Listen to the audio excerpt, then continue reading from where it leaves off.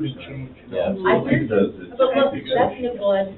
Erica, I already talked to her, she said she won't. I talked to Bill Montero, You want them to be able to handle. Okay, last year I asked. Board Vice President, we are squared away and ready to go. Okay, call this meeting to order. Pledge of allegiance, right? Yeah. Pledge of allegiance. To the flag of the United States of America and to the republic for which it stands, one nation, under God, indivisible, with liberty and justice for all.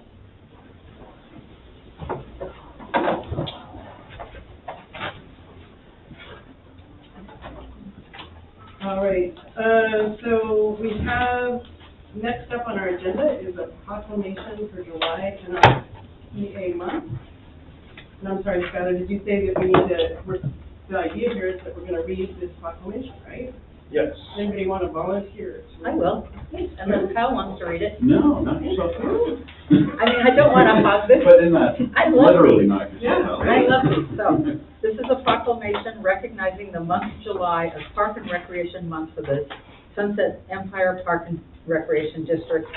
Am I to read the fact sheet too? You don't have to read the fact sheet. Okay. You can talk about it if you want, but yeah. I just think it's very interesting. All right. Whereas parks and recreation are an integral part of communities throughout this country, state,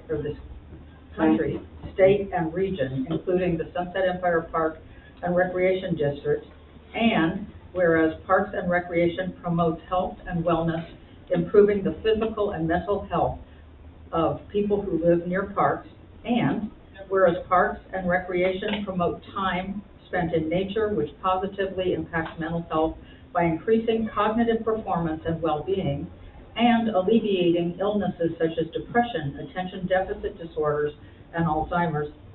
And whereas parks and recreation encourage physical activity by providing space for popular sports, hiking trails, swimming pools, and many other activities designated to promote active lifestyles, and whereas parks and recreation are a leading provider of healthy meals, nutrition services, and education, and whereas park and recreation programming and education activities such as out-of-school time programming, youth sports, and environmental education are critical to childhood development, and whereas parks and recreation increase a community's economic prosperity through increased property values, expansion of the local tax base, increased tourism, the attraction and retention of businesses, and crime reduction, and whereas parks and recreation are fundamental to the environmental well-being of our community, and whereas parks and recreation are essential and adaptable infrastructure that makes our communities resilient in the face of natural disasters and climate change, and whereas our parks and natural recreation areas ensure the ecological beauty of our community and provide a place for children and adults to connect with nature and recreate outdoors. And whereas the U.S. House of Representatives has designated July as Park and Recreation Month, and whereas the Sunset Empire Park and Recreation District recognizes the benefits derived from parks and recreation resources, now therefore be it resolved by the Sunset Empire Park and Recreation District that July is recognized as Park and Recreation Month. Thank you. Nice job, Sue. So if you, I do have Can we one. vote on this? Huh? Or do we have to vote on this? No, we just get to proclaim it. Yay. And that should show up in city council, right? Last I did night, last night, I'm sorry I missed that. I can't go, so, yeah, Michael came and They read it. They read it. perfect. So the fact sheet is very interesting. Does everyone have a copy of that? it's in the board packet, Okay. but, I'd like to point out that you missed a point. okay, which point? Fun. Oh, yeah, sorry, I think I mean, people recreate because it's fun. Yeah. It's all about play. Yeah, it's all about Play, play. it should be fun. Mhm.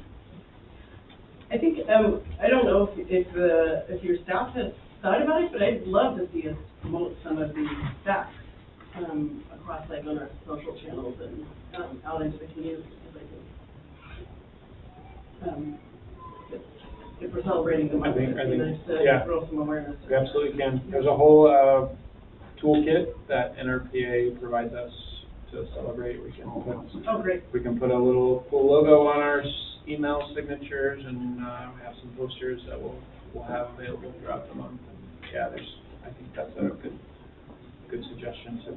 I really think each of these facts is really quite interesting toward the mental and physical health of our community. Yeah, it's good. Good reminder and good information. Thanks for reading that, Sue. Sure. Okay, next up is declaration of potential conflict of interest. Kyle? None. Sue? None. Mike? No. And I have none. Okay, next up, public comment. Marty, I think might be the only one in person. Yeah. Hey, Marty. Hey there. Marty. If you want, I can start the timer here, sorry. Thank you. This is regarding the letter I submitted at last month's meeting. You, the board, are stewards of the district's money. As a taxpaying member of the district, I ask that the board follow up on my requests, which are outlined in the letter I submitted at the May 28, 2024 board meeting. The possibility that an employee is on the clock and not working is outlandish. Furthermore, it's clear that the employee is in violation of the district's policy regarding bringing children to work. Bringing children to work. Now I'm reading some documents that Catherine sent me. Generally speaking, the employees of the district should avoid bringing their children to the workplace in lieu of other arrangements. If children need to visit the workplace, that is permissible for short periods of time or during emergency circumstances. The employee and child in question have been here every day, all day long, since she brought the baby back from the hospital and was able to come back to school. Once again, I ask that the board do something. The employee is clearly in violation of the policy. And not only that, but I see every day different staff people walking around with the child. I think it's great that a child is welcome at the workplace. That's a new thing. It wasn't when I was a kid, but there has to be a limit. And especially if the employee is in violation of the policy, then I have to ask, why is that being permitted? And if the board didn't know about that, the board knows now. Consider yourself informed that the child and the employee in question, the child comes with the employee every day. She's there about 9:30.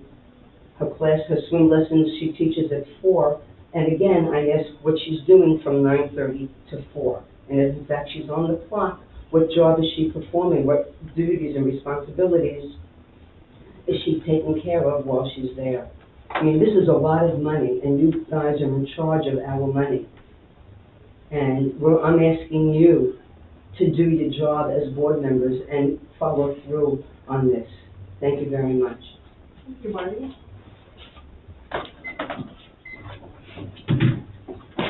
Double check here, make sure.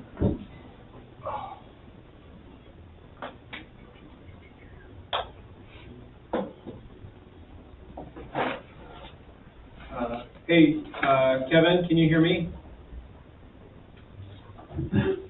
Sure can, Skylar. Hey, thanks for tuning in. We are doing public comment. I just wanted to make sure that I assume you're here for the bank discussion, but I wasn't sure if you wanted to offer public comment. Oh, it's fine, absolutely. Sorry, it broke up just a little bit, Kevin. Oh, yeah, I have no public comment. I'm just here for the bank discussion. Okay, great. Thank you. Absolutely. Thanks, Skylar.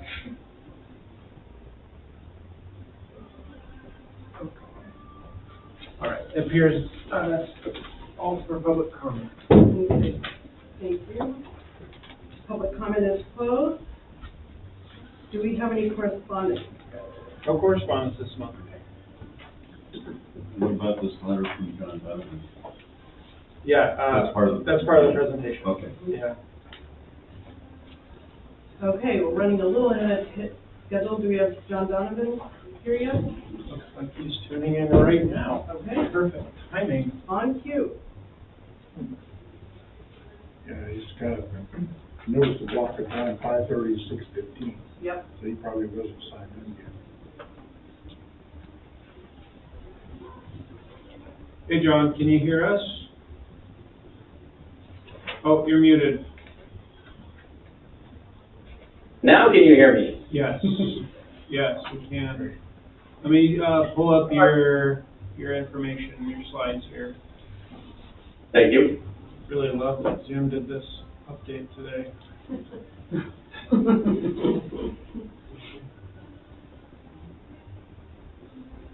Skylar, if I remember correctly, you're right below where the camera sits.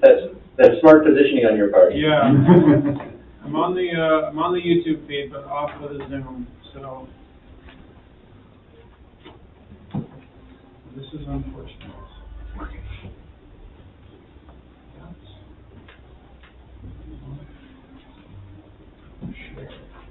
Aha! I think I got it. Now I just gotta get to your stuff here. Okay. I believe Wendy will be joining us as well, just to warn you, Skylar. Okay. I will let her in when she comes. Do you want to wait, or should we proceed? If you're ready for us, she knows what I'm going to say, and I think she's here more for the discussion. Okay. All right. So you can see that you've got my title slide, and it just acknowledges that I know what I committed to do for you. And if you move to the next slide, go ahead, Skylar.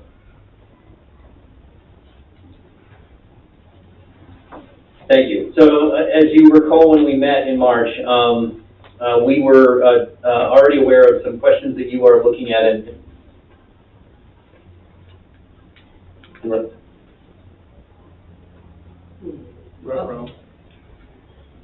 John, you there? Looks frozen in the, Yeah. See, good thing I can't. Oh, find there he the is. light up. You're moving.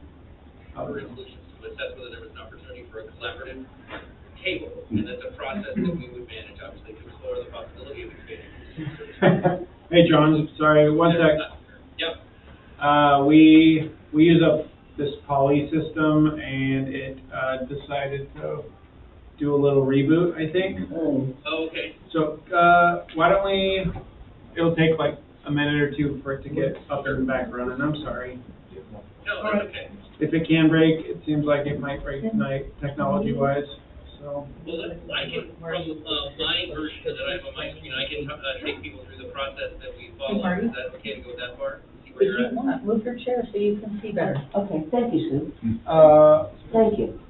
Do you guys want John to continue? The audio will only play from like my computer for a minute or two, and I won't have it on the screen. I think this system will be up and running in just a minute. Yeah, can we rearrange the agenda, any objection to rearranging the agenda and doing a proposed half minute? Sure. Checked off all there. Is that okay, John? It'll just take a minute or two, and I'll be back. Yep. Okay. So, I'd like, would somebody like care to move to jump to agenda 10 and to go back? If you need a motion to move. I make a motion that at this time we move to item 10 on the agenda, approval of board meeting minutes on May 28th, 2024. Second. All in favor, Kyle? I, Mike? Sue? Aye. Aye. So we'll jump to item 10, approval of board meeting minutes for May. so moved. Everybody, a second? Oh, did you first? You moved. I moved. Okay, I second. Okay, all in favor, Kyle? Aye. Mike? Aye. Sue? Aye. Aye. Motion passed. No scriveners there or something? I know, isn't that impressive? Tyler, Put that on the resume. Wow. You send this to Celeste to sign. Yeah, see you later. Thank you, read that Celeste. to the person.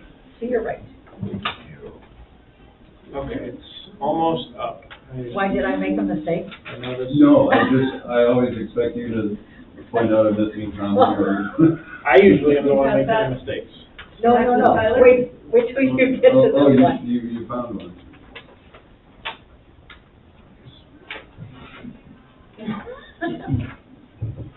Okay. Okay, so we're good. Okay, we're back. Yeah, About so recommend we're back, what about D? so we're gonna go back to D, I move that we. or sorry, back to 7. Our employee. Oh, we're back up, Yeah, I think we're back up. because we 8, do the employee we're- requisition. yes, we're waiting for him to, Oh, he's he's coming. oh, good. That's much preferable. Oh, Okay, sorry, John and Wendy, welcome back. Hi there, I'm back. And there's Wendy, my colleague. Okay, I think we're good to go now. Appreciate your patience. Okay.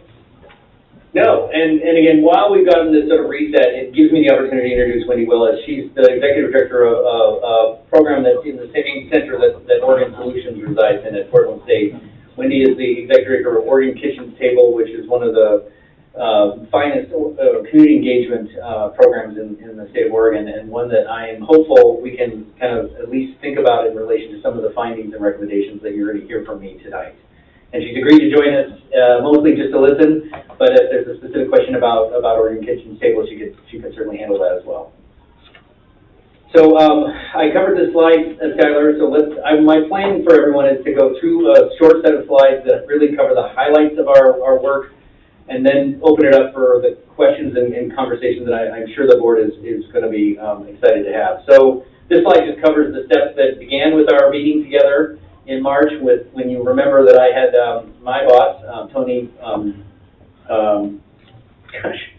help me, Wendy.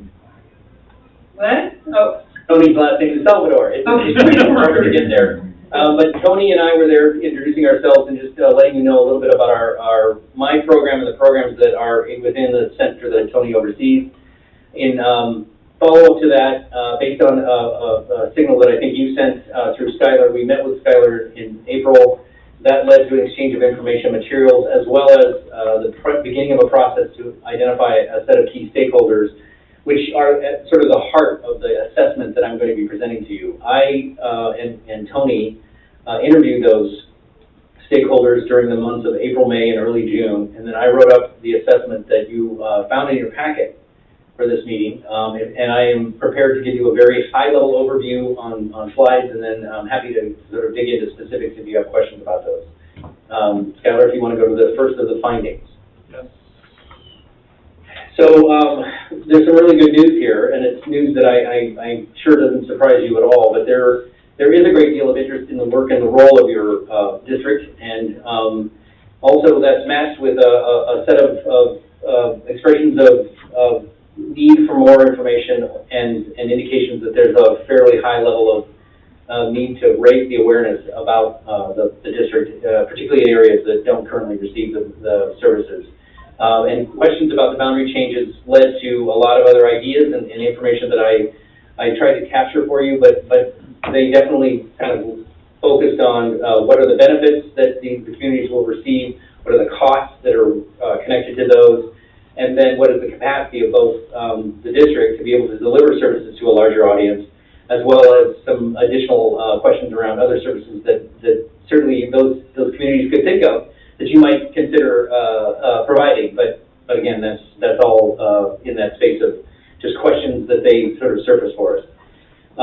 There are a number of key needs, though, that surface that I feel like are really core to the mission and the role that the district provides for your communities and for the boundary area that you do serve, and that connection is something that you can certainly build upon. The other just positive that I wanted to capture and share with you, and this is not me trying to kiss up to you or to Skylar, but there was a lot of positive commentary about the role you play and the work that both you and the staff do in the community that you serve. They express a strong level of belief in your ability to be a good steward of the resources that you are responsible for, and that you've done a good job with the school project. They understand that to the extent that programs are available, they are well used, and that there is a sort of an opportunity outside that to connect those programs to parts of the district area that aren't currently receiving them now. And that when I asked the question, would you be willing to be part of a process or a follow-up conversation about this, many of the people in the interview group that we surveyed, or that I and Tony interviewed, really did indicate that they were willing to play some sort of role. It was sometimes qualified by their availability and time, but generally a willingness to continue to think about this. If you go to the next slide for me, Skylar. As I mentioned, there were a lot of ideas that surfaced as well, and I think the through line across almost everyone was that the idea that the district has an opportunity to raise the awareness of its services and its role within the communities was probably the kind of the biggest takeaway. People really felt like if they understood you, of course, they understood you in the context of the version that you were when the pool was sort of the central kind of faceted feature of your services. And that's now obviously different, but that's a set of circumstances that limit a number of people who do maybe know something about you to their understanding. The second bullet about numbers mattering, really also important for what people sort of see as the value proposition that you might be asking members of the communities who are not currently within the boundaries to consider if they're being asked to sort of vote on something like that, or if there's a decision that involves that sort of a cost-benefit analysis. They really want to understand very clearly and very specifically, and what the arguments are for why this is frankly a good use of their money. The third bullet around thinking outside the box, and I threw in our boundary just to be clever, but it really did mean that they wanted to also have some opportunities to think in spaces that are sometimes in broader contexts than your current boundary limits, and by that, some were even willing to explore or put on the table the idea that you might serve the entire county. Others wanted you to think about, sort of ways to sort of understand your service provision in ways that aren't in your current services, or maybe your additions to your current services, for possibilities of ways to consider meeting some of the needs that are in your communities that aren't being met in other ways. They also, in the fourth bullet, looking at other parts of the community for interest, and this is something I know Skylar and you are all aware of, but there are other parts of the community who aren't terribly well served in their current configuration of being either outside your service boundaries or in areas that are maybe in just unincorporated parts of the county, and represent communities that, if you want to sort of think about service delivery, there seems to be a fairly strong level of interest, at least among some of the community-based organizations that serve those communities, to sort of make connections and see how that might be part of what you consider. I think the next to last major bullet around change in the area, certainly we recognize that with the pandemic and some of the dynamics of how your population has been shifting, or maybe evolving is a better word, in the relation to people who are living in the community now as opposed to who might have lived in the community pre-pandemic, and is really a factor in some of the sense of maybe that's part of the considerations of how and why you might make some determinations of where your opportunities lie. And then finally, and noting just again that there were some acknowledgement of some of the challenges and barriers that you do face in relation to a boundary conversation around the histories of the specific communities that we were asked to sort of engage, notably Cannon Beach, Earhart, Warrenton, and noting that there's, again, just a general tax sensitivity kind of culture, honestly, sort of a historical kind of a through line of feeling that whenever I talk to anyone who's sort of connected to public agencies in your area, they seem to always sort of start with that in terms of being kind of a experience and an understanding of the electorate's sort of starting point for tax increases in particular. The third bullet around other competing priorities, I call out some of the specifics from the different communities that I was able to connect with.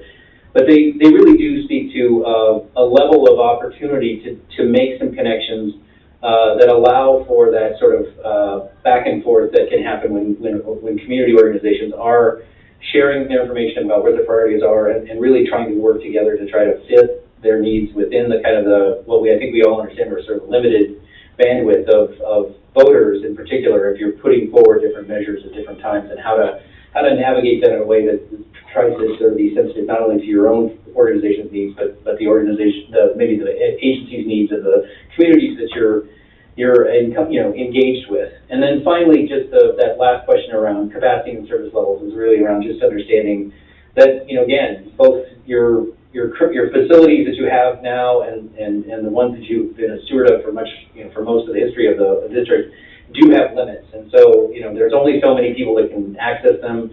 So the question then becomes, are you thinking about how, if you are to grow and gain sort of the population basis of some of these communities, how do you demonstrate that you're going to be able to meet that sort of greater need and capacity requirements, or at least requests that are going to come your way with those greater populations? Okay, so I think I'm ready to go to what is my next to last slide. John? Yes. Is it okay if I hate to do this, we have an employee that we need to recognize. He's our employee of the month. Oh, sure, it has a time sensitivity? Yeah, he's in between his two evening classes for his employment, and we want to make sure he gets to open the gym up at 6. I don't want him to be late. Yeah, James, come on over. Side duty. Yeah. James, welcome. I appreciate you being here. Sorry for that. Hi, James. You stand right there. We're gonna read a little something and then recognize you. Okay. So, James, great to meet you. I'm Celeste, and I'm sitting in for our chairperson. So, congratulations for being our 2024 Employee of the Month. So, James is a fitness instructor at Sunset Empire Park and Recreation District. He has been an incredible source of positive energy and motivation for all who attend his fitness programs. His dedication to promoting a healthy and active lifestyle is truly inspiring, and his enthusiasm is contagious.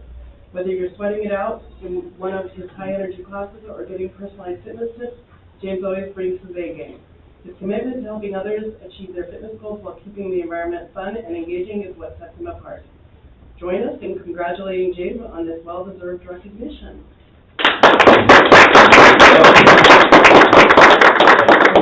A little under dress. Look fun.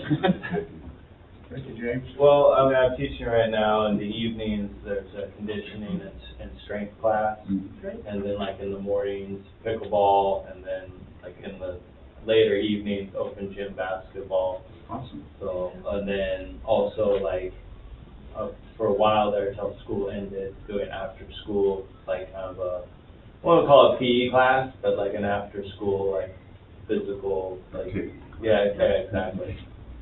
Awesome. A little of everything. Thanks for That's always good work. No, thank you very much. Thank you, I Very good. appreciate it. Thank you. A welcome addition. Thank you. Need me to do anything? You could do like some strength exercises. That's what I was 20 burpees? Let's lead everybody through that. That'll work out in class. I didn't think they were still called burpees. I thought they'd changed them. I mean, a lot of people in the class just call them other things. Say other things. For sure. Well, thank you Thank you very very much. much. Thank you. Thank you. Welcome. Thanks, John. Appreciate it. Of course, that's really important, and I'm delighted to be here present to witness the recognition. That's perfect. All right, I think I'm on the right slide. Is that? Yes, you are, and so this is the punchline. So while I know that this isn't maybe the recommendation top line that you were maybe hoping I would bring back to you, but it is important for you to recognize that when we do our assessment, we go in with our eyes open, and we don't make assumptions about what we're going to find necessarily, because it's really important to honor the process. And where I landed as the leader of the assessment, and certainly have the concurrence of my boss Tony, was at a place that suggests that this is not yet the time for a collaborative decision-making process that's at an Oregon Solutions table. However, it is because of all the positive energy and the work that I think Skylar and you all have done with some of the key stakeholders that I did get to meet and talk to, there is, I think, a really powerful opportunity to build on the work you've done, and noting that you're closing in on the last steps of a really important strategic planning process, to use the opportunity that you have with that goodwill, the energy and connections you've got, to conduct a concerted community engagement effort and to create the kind of base of support that does give a program like Oregon Solutions kind of the building blocks to have people at a table where they're kind of in a position to be able to do the collaboration, work together on an agreed sort of a collective action opportunity like district boundaries, but maybe in a frame that actually brings other community interests into the conversation, whether it's through their concerns for public and community health, or whether it's through other sorts of interest opportunities that you're framing this opportunity ties into their interests and opportunities in that collaborative space. And that's work that I think can be done a lot of different ways, but it's one of the important sort of steps that I think I want to sort of share, that I sort of connected the dots in our office back to my colleague Wendy, was because of that sense of understanding that where your community's interest and sort of energy sort of is centered around their health, their fitness, their well-being, in the way that interacts with your role and services, is a powerful sort of a platform for this kind of gathering of interests. And it's one that Wendy can certainly give you some a bit of a feel for a more detail if you're interested. But it's one of probably a half dozen really potent and powerful ways to kind of organize your outreach in a way that certainly gives some more information that helps your communities and the people you want to engage with understand enough about what you do and what you're thinking about, to let them answer some important questions that pull them into the conversation in a way that builds the kind of support base that is really conducive to an Oregon Solutions process. So that recommendation sort of comes, and this is something Skylar has heard from me in the preliminary debrief conversation we had, with a commitment from me to stay involved and to stay in contact with you as you do think about these recommendations and answer questions or be a resource for you for sure. But while I'm in the space of recommendations, I also want to note the last two bullets that you see on the slide, which are really use your financial information to sharpen that argument that you have for value, which I know you have, and do it in a way that lets your community see that specific value proposition in the kind of numerical and financial way that I think you all know, and probably you all insist on yourself, but that needs to be understood in a really powerful way within your community. And to look at those opportunity areas that are maybe adjacent to or within your community expansion areas that allow you to build the kind of connective tissue that's going to give you the ultimate results that you want in terms of bringing some of these communities online and within your boundaries to support the long-term work that you're doing. With that, I think my last slide is just to thank you. Skylar, would you just make sure that that's what I've got on my last slide? Sorry. Yep.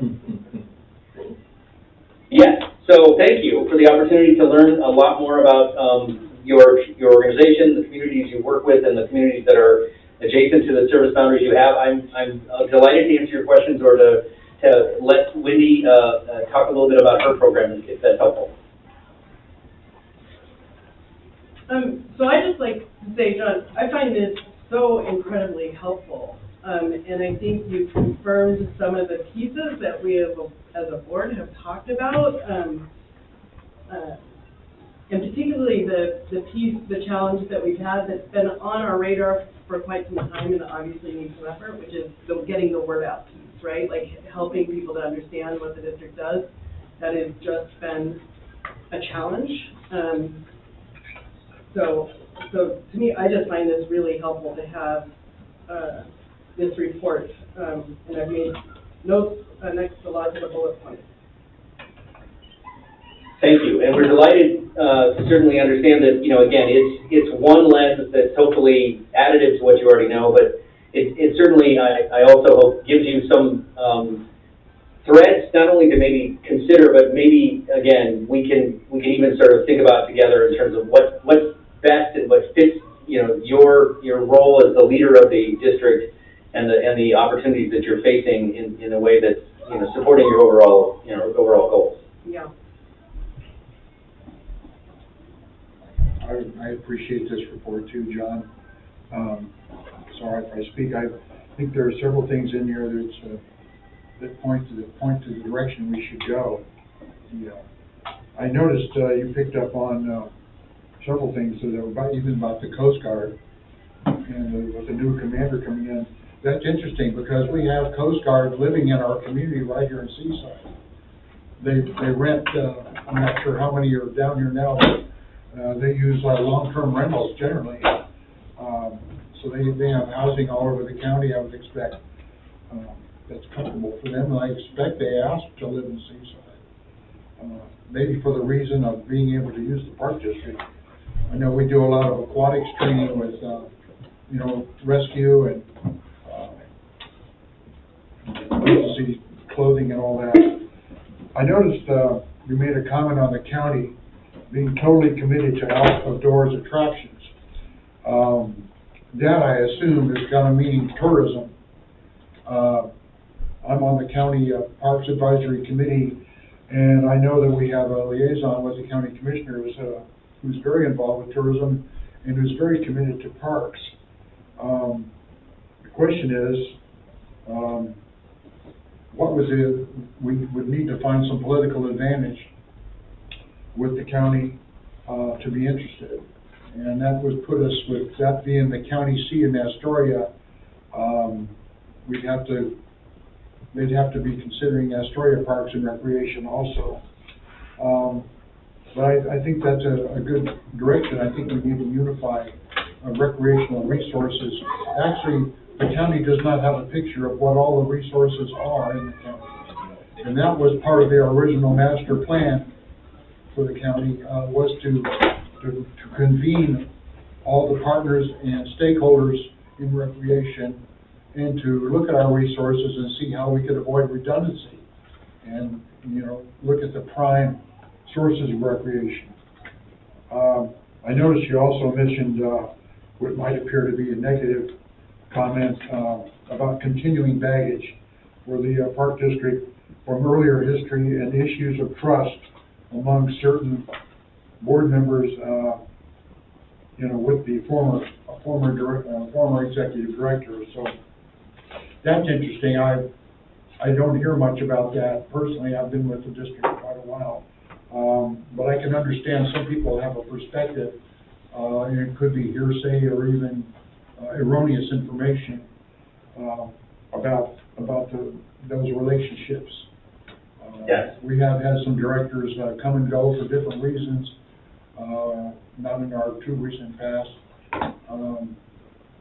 but they have been mostly resignations on their own volition. Anyway, I think this is a great thing, as Celeste has said. This is a great tool, and it gives us something to work with. Thank you. Can I just start at the top and ask my question? So when we look at get the word out, I want to just reiterate the second bullet point about how we were just a pool and how being a resident here for 27 years, that's exactly what I've been told and what I've heard, but I've also heard, where's the pool? And I think it's really remarkable in this community that people are asking me, what pool? Where's the pool? I didn't know there was a pool here. And so their advertisement opportunity just seems more like, duh, there's a pool, but if people are saying to us, what pool, where's the pool, obviously we need to do a better job to get the word out, so I'm glad you're involved with that. And I having been here so many years, I will never forget the 6-year-old who, when I was calling as a fundraiser opportunity to a whole group of people in the community, the child answered the phone and said, my mom says we have to eat. And my response was, oh, I can call back later. And the little girl said, no, we have to eat food. I can't go swimming. And so I went to the executive director at that time with that family's name, and we were able to get scholarships for that child to be able to learn to swim. And so I think that child's voice is still in my head when I think about I think every child with that ocean in our background, in our backyard, we need to be doing a better job to promote swim safety. All the recent deaths we're hearing in the news about riptides, there needs to just be a really concerted effort toward education of the public. And I think that we are in the perfect position to be saying, hey, let's learn about this so we can keep you safe, so you can have fun in Seaside. I wanted to ask you under numbers matter, the first bullet point, quantify what, how? I mean, I know we have detail of numbers of how many swimmers come in for classes. Is there something bigger than that? Yes, there are a couple of examples I'll give you. One was wanting to understand the value proposition of sort of being again, as part of your rate paying or the way that you guys provide or receive your funding through the tax base. And if you can calculate that cost in relation to someone who's like a heavy user of your services who has to pay the out-of-district costs, and can you show an actual numerical sort of an advantage to being part of a community that's paying this as part of a community as opposed to someone who pays out of their pocket. Let's say they come and do 3 days of swimming and then they maybe do 2 other programs. I mean, is there a way to show that snapshot sort of comparison in a way that is that advantageous to you? That was suggested, and that's what one of the ways that it was suggested to me. The other and more broadly interesting to me is, can you actually start to articulate the kind of the advantage that you offer as it relates to some of these communities that you serve that are less about a dollars and cents sort of like, each person we teach to swim costs X amount of money, and more about we serve the community, and so this number of generations of young people have been taught to swim in our community, and that rolls up to, again, some really large numbers of the kind of ways that your impact is being understood. That is, to your point exactly that you just made, sort of this, how do you quantify the safety that is created through the generations of children and adults that have been taught safety through aquatics and other sort of training? Can we roll these into numbers that are understandable at a kind of a macro level, that also build that sort of case that you not only have the kind of the generational sort of service, but you're also providing that value in a way that, again, if you're asked to go to the next level with some of the communities that are currently not, sort of in the mix, what sort of advantage or benefit does that generate? Can you quantify that in some ways that are going to be helpful for people to understand at the next community level what that means? Well, and I will reiterate that because my daughter, who half the people in this room know her, she moved up from a swimmer to team to an employee, et cetera, master's level competitor. She was rescued on a July 4th fiasco when my husband and I were working, and it was my dripping wet child that showed up at the hospital where I worked, giving me a hug that she was okay, but she was rescued. The thing is, that informed her as an instructor in this area to teach those kids that ocean is stronger than you are. It's stronger than me, and it's a part of her lexicon that she drills into those kids, that don't ever think the ocean is that you're better. And what that, I can believe that there are some kids out there that say, no, I'm not going to go in the water right now. That's a red flag. So I mean, I tell you, I have plenty of those personal stories, but that's the one that's the most horrific to me, and that was the best wet hug when I was at work that I've ever received. I wanted to ask, when you move down to think outside the box, can you afford to offer free trial membership, et cetera? That sounds really interesting. Did you just suggest that, or is there actually like a consideration of how we can go do that? It's really in the space of an idea that was actually generated through a conversation that Tony had with one of the people that I asked him to interview for our effort. And it was offered in the space of how do you give people a moment to really experience it where even the cost of out-of-district sort of fees could be, and again, this is all only if you can afford it and can manage the logistics of it, obviously.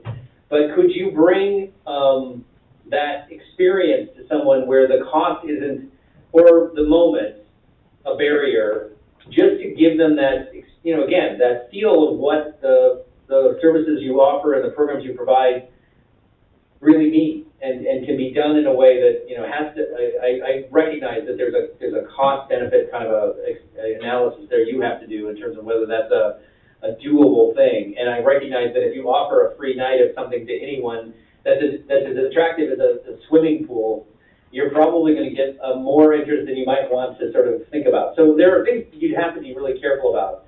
But the idea of creating opportunity in spaces that maybe give people more of that understanding and awareness at a discounted or free kind of an experience does make sense to me as something to maybe think about in that sort of outside the box kind of category. Well, and I will add to this that I have a neighbor that I'm trying to get to the pool, so I've offered him free. I mean, I was told I could do this, so I checked it out first. Yes.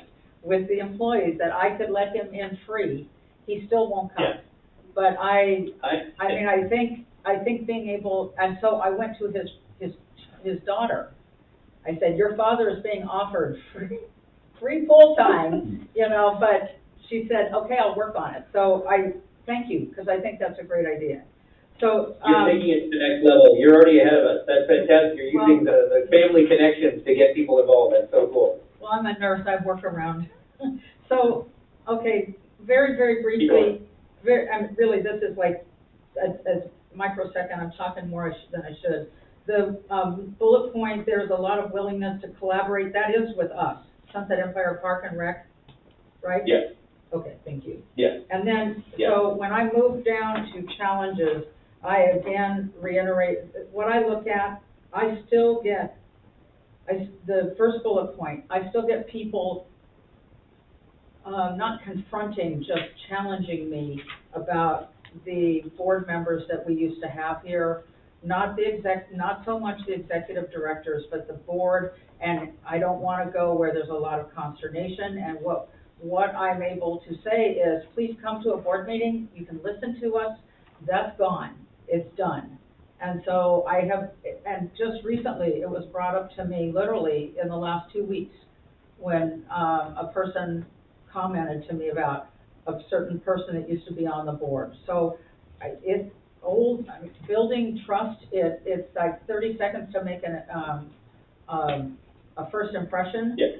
And there's an impression out there that we are untrustworthy, and it's like, oh, please, come look at us.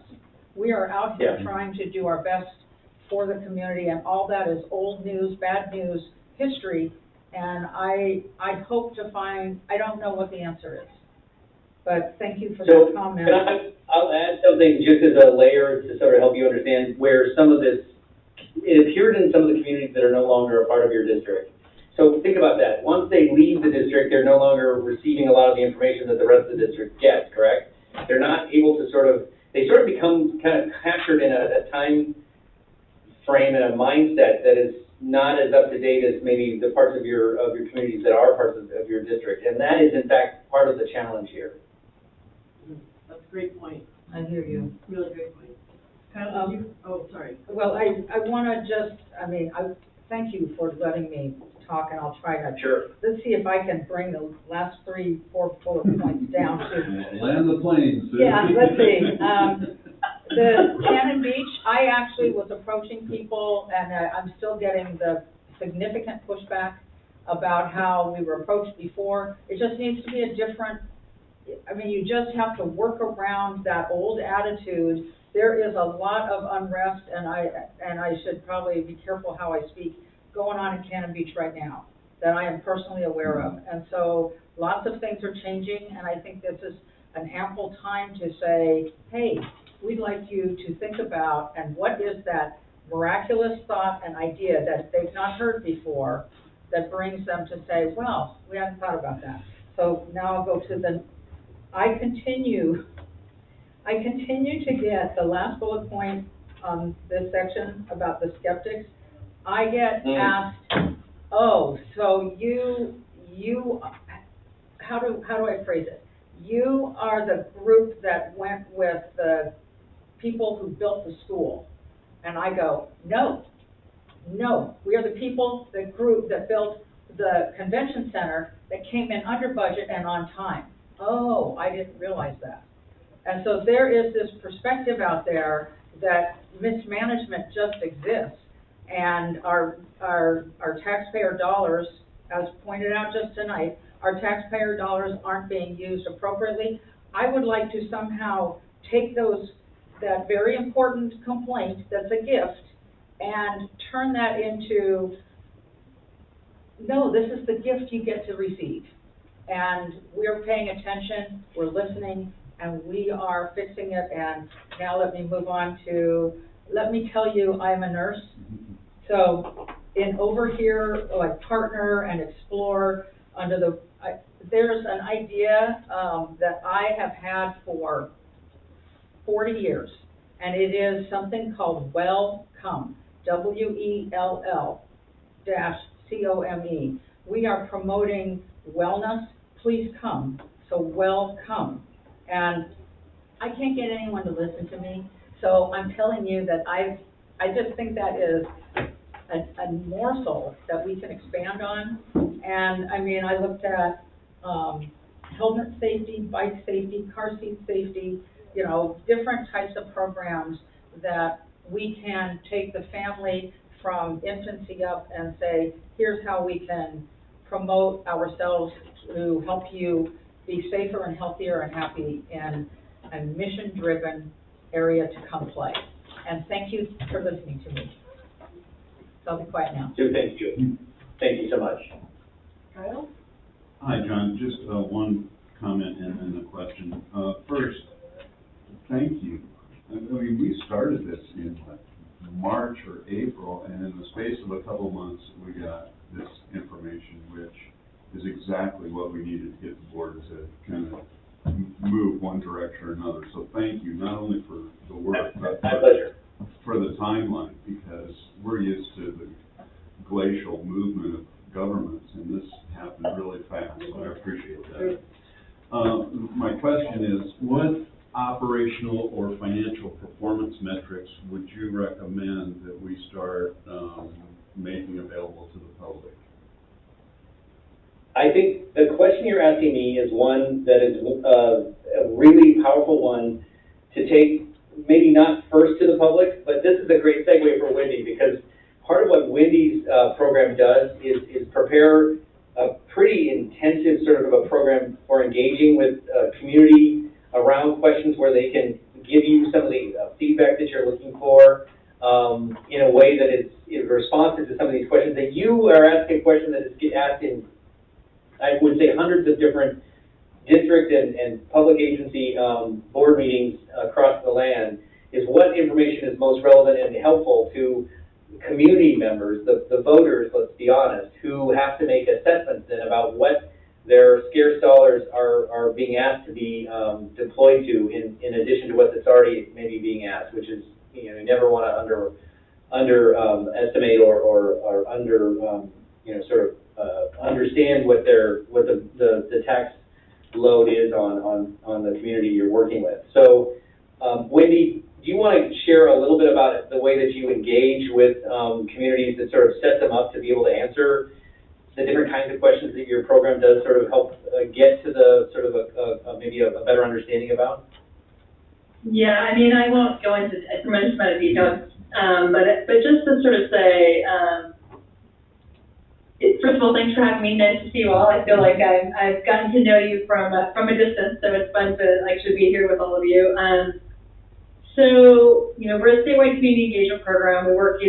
Sometimes we work at the state level, and sometimes we work like in an unincorporated part of a county. So we're sort of like a balloon that you can blow up as much as you want. And we really work with decision makers to sort of decide, you know, what does the community need to know from you in order to interact, you know, have a meaningful relationship with you, whatever you are, whether you're a city council or a special district or whatever, and then what would you like to know back from them to help you make a decision? And I think to some extent, any community member of almost any age is very good at being able to tell you like what their values are, what they want to see, what they're missing in their community. And then, you know, then you can lead up to questions about trust or mistrust or trade-offs between amenities and you know, revenue. But you sort of have to walk up to it, right? So it's sort of like if I, you know, walked up somebody in the grocery store and said, you know, what's the cost benefit analysis to be my friend, like that would just be weird. So it's just a way to kind of, you know, work them through the process, especially for folks who may not know hardly anything about it, right? And so I think that your question about like what would they need to know about what I hear in that question is like, what would they need to know about our trustworthiness?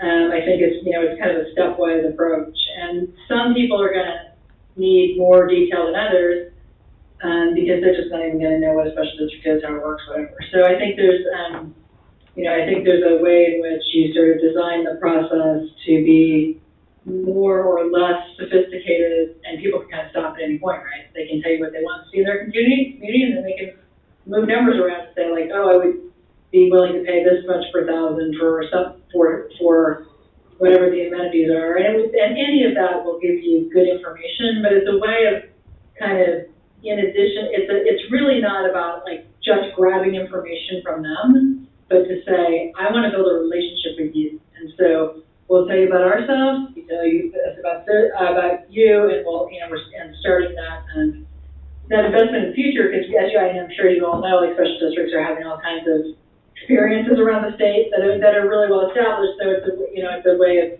investing in a long-term relationship with community members, some of whom were in and now they're out, some of whom are brand new to the area. So it's just a way to, you know, that's sort of the philosophy, and the details of that are for another hour. Does that answer your question? Yes, thank you. I feel like, again, Wendy's here in part just to learn a bit more and be available certainly to all of you as another program that's within our little nook of Portland State. But I also feel like, you know, again, to a point that Skylar made to us when we were talking together just earlier this week, you know, again, where this goes is really, you know, something that your board should probably think about.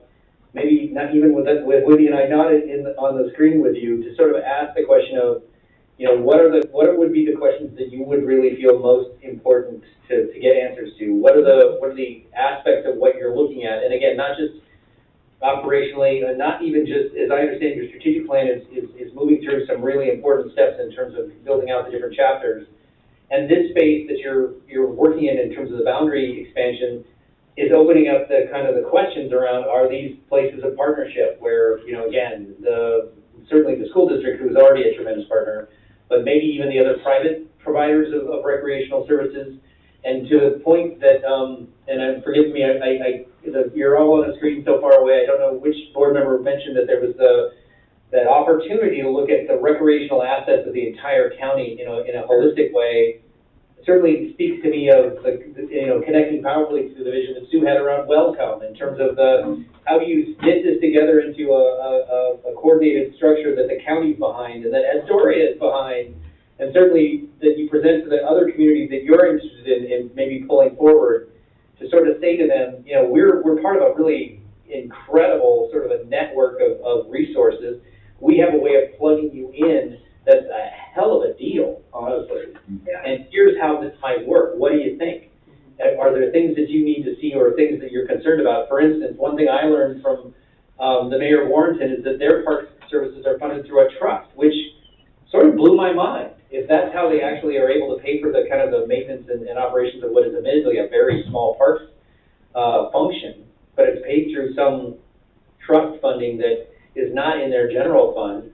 You know, again, that's both a interesting sort of a piece of information, but it's also, I think, an opportunity to say, okay, so that automatically limits the capacity of what you can pay for, if that's the limits of what you can sort of draw on for the needs of your community. And I'll say that I've seen Warrenton change more than any other community in your area. just in so many ways. So, I mean, again, that's all, I'm giving you a lot back to kind of reflect, I hope, some of what you said to me in a way that I think I'll only speak for myself. Wendy is a very busy person herself and probably will have to be a little more careful about what commitments she makes out of this meeting, but I would be happy to follow up with all of you or with Skylar as a follow-up, but that's a more efficient way to not wait for just board meetings, but to kind of pick up the conversation about aspects of this that you might be interested in sort of teasing out, and by teasing out, I mean kind of thinking about what would it look like and what would it take for resources, because the other thing that Wendy and I are both really enjoy doing together is to kind of think about funding resources and connecting dots in terms of how, you know, particularly in spaces where we know that the resources of a particular community or entity or collection of entities are going to be limited, where we might be able to help think about how you could build kind of a resource base to address some of these things that we've said you should think about. Yeah, I think How's that's, that sound? I think that's, so I appreciate that offer, and I for one would like to take you up on that, because it just has me realizing, and as we walk through the strategic plan process, and we still have a ways to go on that, and I think there's some information in here that needs to be integrated into the strategic plan. And thinking about, you know, there's a lot here, and there's lots of spaces for us to potentially move into, and that should be directed by our strategic plan, right? Like, we think that those should align. So it's interesting, but what I'm hearing and what I'm seeing, what I'm taking away from your report is that there's sort of, whatever we tackle, and at whatever pace we tackle it, there's these sort of three foundational pieces that I'm hearing that are challenges that we're going to have to undertake. And one is the concern about cost.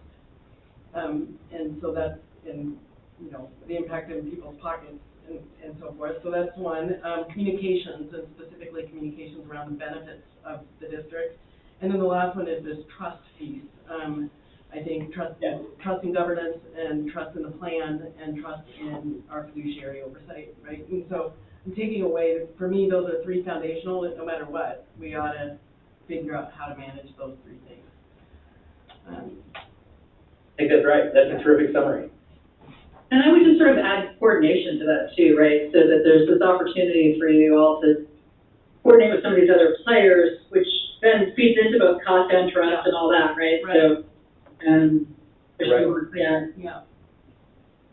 Yeah, this is really excellent. Thank you.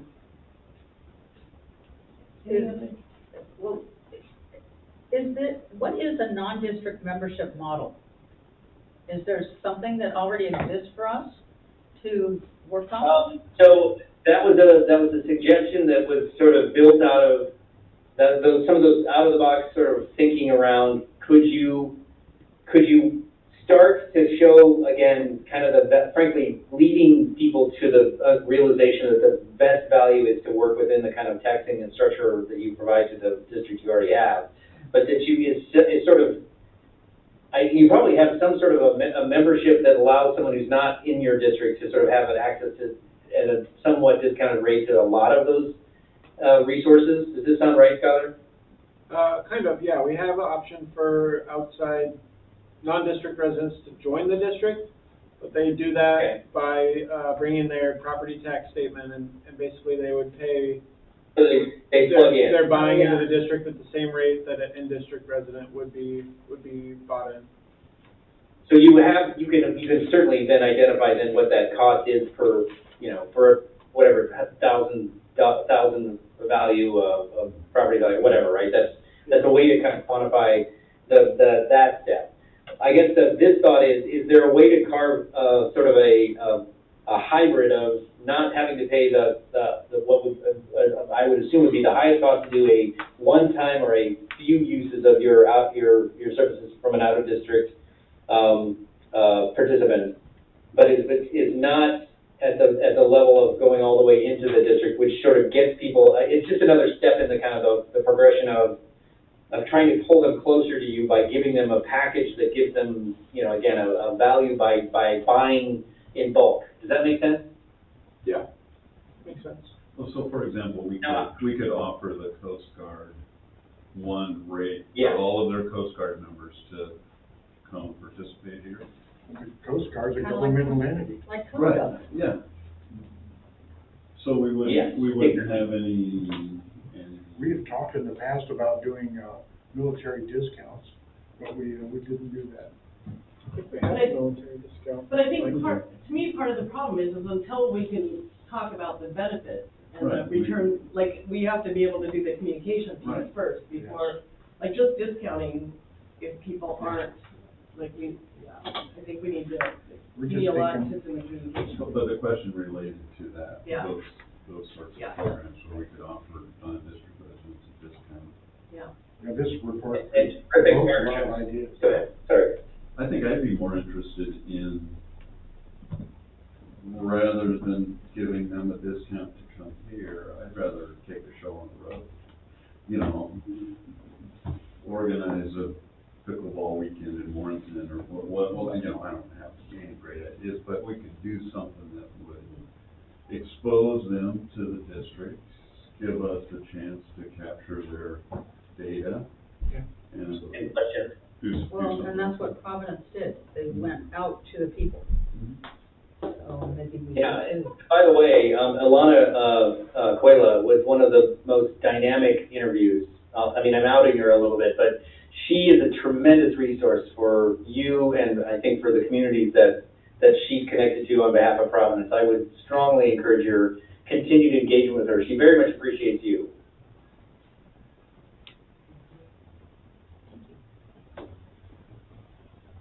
Okay. Anything? Okay. Before we, Wendy and John, thank you so much. I Thank think, maybe I'll connect with you here in the next couple of days. Yeah, let's keep it That's rolling. great. I mean, I will certainly, take point, to save Wendy a little bit of her time, but keep her in the loop, Skylar, so that we can continue to kind of think about how our programs can, you know, connect in the right way. But for the purposes of being supportive of this process that you let me begin and take to this point, I would like to stay in touch and to continue to help you think about it. Okay. Yeah, same. I'd love to stay in touch, so thank you so much. Yeah, Thank thanks you very for this much. opportunity. Really, look forward to the next conversation, Skylar. Yeah, thank you. Okay, Have take a great care, night. bye. Sorry, one sec. I would, you okay? That's Kevin.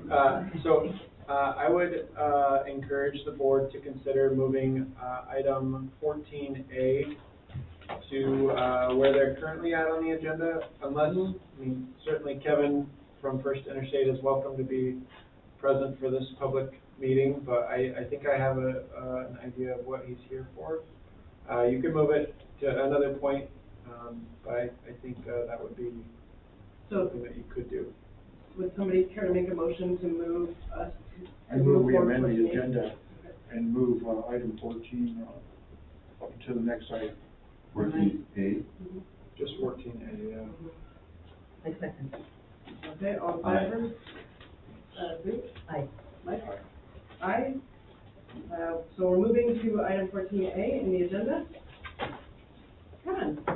Yeah, so you have a packet. Actually, Kevin, we're not gonna be able to, let you speak, but you're welcome to tune in. I wanted to share, you have this memo in your packet. It's, towards the back. But we have, gone through a really good process, I think, with our, selection committee to, identify what we feel like is the best institution to serve as our bank moving forward. We had an opportunity to briefly discuss it in May, and since that time, we've been able to do interviews with 3 local banks, selected representatives from those banks, and we also did reference checks. And I'm pleased to share that I think all 3 were really strong performers, and we had a really difficult choice. But it's the recommendation of the committee, which was composed of Chris, our finance manager, Darren, director of operations, or director of development, and Catherine, Zach Fleck from the city of Seaside, he's the finance director there, and then myself, that would move forward and recommend that you have a motion to establish Bank of the Pacific as the banking institution for SEPRD moving forward. So, So in the memo, there's actually two motions that I would love for you guys to share. The first would give us, I guess, authority to separate from our current bank, and then, move forward with, Bank of the Pacific on a timeline that works best for the district. Are you saying that it needs to be two separate motions? Doesn't need to be, Okay. but, it could be if you want. so the motion could be replace Umpqua Bank with. So we move that the district proceed with separating from Umpqua Bank as the current banking institution and engage with Bank of the Pacific for the banking needs going forward. Like that. That's great. Do you have a second? I'll second. Thanks, Mike. All in favor, Kyle? Aye. Sue? I had a question. Sure. So how long has Bank of Pacific been in Seaside? I don't know, 25, 30 years. I can find out, Sue, but I don't Really? have that information on the top I of mean, my it's not like when, Bank of America left and it came in and then something left. So there's been longevity here? I think so, yeah. Okay, thank you. So I say aye. Mike? All right. Aye. Motion passed. Okay. And then, Kevin, I would just say we really appreciate all that you did, and for your team, thank you so much for committing that time to the process and the interview. It was a really, really difficult decision. We went back and forth between the institutions, so thank you so much, and for all that you do for our community. Absolutely, you had, proposals from 3 great community banks, and there's no wrong decision here. So, First Interstate will still be here for a community partner for you. Hit us up for grants. Okay. I'll be more than happy to donate some money, and, we're just happy and thankful that you considered us. Thanks, Kevin. Thank you, Kevin. Absolutely. Have a good evening, guys. You too. Thank you. So just a comment, Yeah. the switch over between banks could be a complicated, error-prone process. I'm just suggesting Sure. be careful and plan Yeah, I really think well. that was, those are questions that we asked the banks to, discuss in their proposal, and then we asked a specific question in our interview. And we felt really confident with, I think all the banks, their answers, but specifically that was one of the things that we felt really confident with, Bank of the Pacific was, their ability to help us transition, and I think the customer service experience that we're gonna receive locally when we have questions. All the banks' references checked out well, but theirs were certainly glowing, and they had some really strong local references, including other government entities. Well, I trust the process, and I just would not have gone through this process and selected this firm without, you're doing your due diligence. I'm just saying, now that we selected a firm, Yeah. be careful, because Yeah. it's fraught with Lots of challenges. lots of, and they're minor stuff, but they Yeah. don't Yeah. mess things up. I have a lot of confidence in Chris to help us. with Yeah, this we're gonna process. take it nice and slow and not rush it. And I apologize, so Kevin was not with Bank. He wasn't, he's with First Interstate. I think maybe there was, Sounds logo and it's true. Yeah. there was an anticipation that they would be selected, even though this was included in the packet. I don't know if he had had an opportunity to review it, or if he just wanted to be available in case we change our mind or I have appreciate questions. the fact that you supported. Yeah, and like I said, they had, a number of great folks in the interview and made it a really difficult decision. Yeah. Okay, so we're gonna circle back to, item 9 on our agenda, under new business, adoption of the approved 2024-25 budget. And if I recall, there were some corrections to be made. We discussed the 24-25 budget last time, and we had some corrections being made, is that right? Yes. I'm not sure where the problem is now. The but cover it looks sheet like just it is didn't now. match up exactly. Yeah. Right, it The, didn't match with the numbers. It's yeah, just, so- I don't have the numbers. I think, we've checked and double checked, so the numbers that you have are accurate. So what we would just need is, a motion to adopt the budget, and then someone to read the resolution 2024-2025-05, including all of the lines as you did last time. I think Kyle was the I read it last time and then Catherine says, there's a problem. Yeah. Yeah. So, okay. You're warmed up if you want to do it again, Mike, or if somebody else wants to. Susan. I'll read it. Okay. Kyle? This is resolution number 2024-2025-05. Be it resolved that the Board of Directors of the Sunset Empire Park and Recreation District hereby adopts the budget for fiscal year 2024-2025 in the amount of $4,117,810. The budget is now on file at district offices at 1140 Broadway in Seaside, Oregon. Making appropriations. Be it resolved that the amount shown below are hereby appropriated for the fiscal year beginning July 1st, 2024, for the following purposes. General Fund, Administrative Services, $804,765. Maintenance Services, $464,791. Aquatic Services, $741,231. Recreation Services, $175,648. Youth Program Services, $783,598. Community Center Services, $126,485. Special Event Services, $131,092. Broadway Field, $54,535. Sunset Recreation Center, $399,475. Debt service, 0. Transfers, $25,000. Contingency, $50,000. Total, $3,756,620. Capital Fund, personnel, 0. Materials and supplies, 0. Board discretionary, 0. Capital outlay, 0. Debt service, 0. Contingency, 0. Total for the capital fund is 0. Total appropriations for all funds is $3,756,620. Total unappropriated and reserve amounts, all funds, $361,190. Total adopted budget, $4,117,810. Imposing the tax. Be it resolved that the following ad valorem property taxes are hereby imposed upon the assessed value of all taxable property within the district for tax year 2024-2025. 1. At the rate of .9280 per 1,000 of assessed value for a permanent tax rate.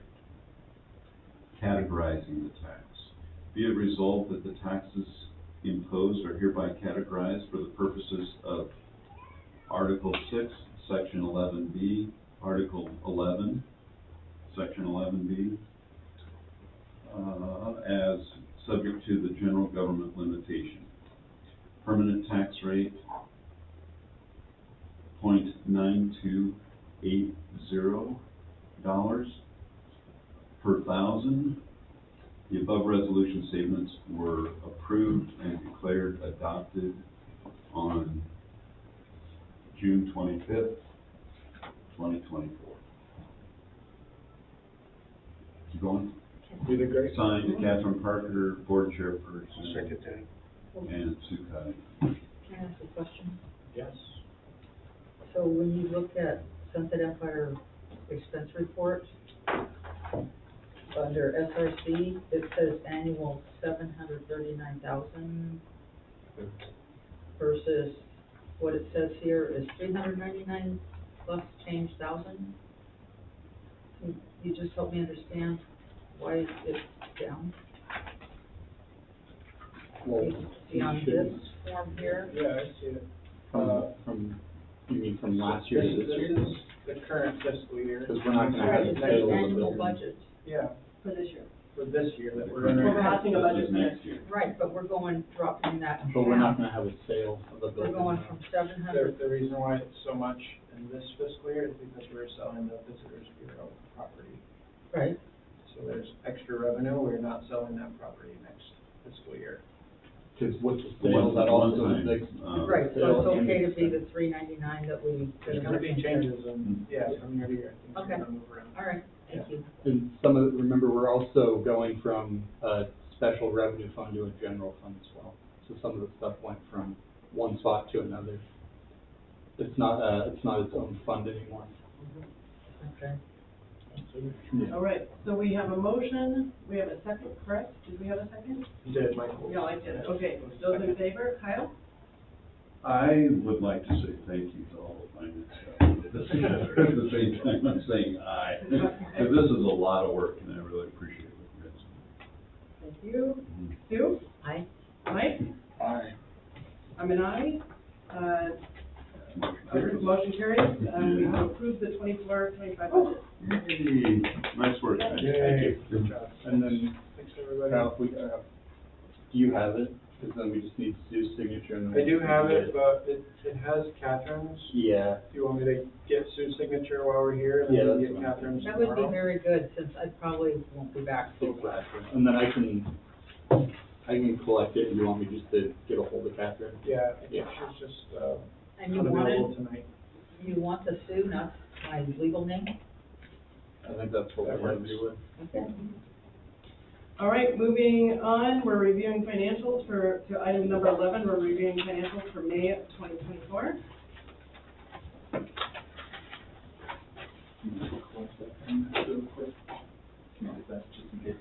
Please.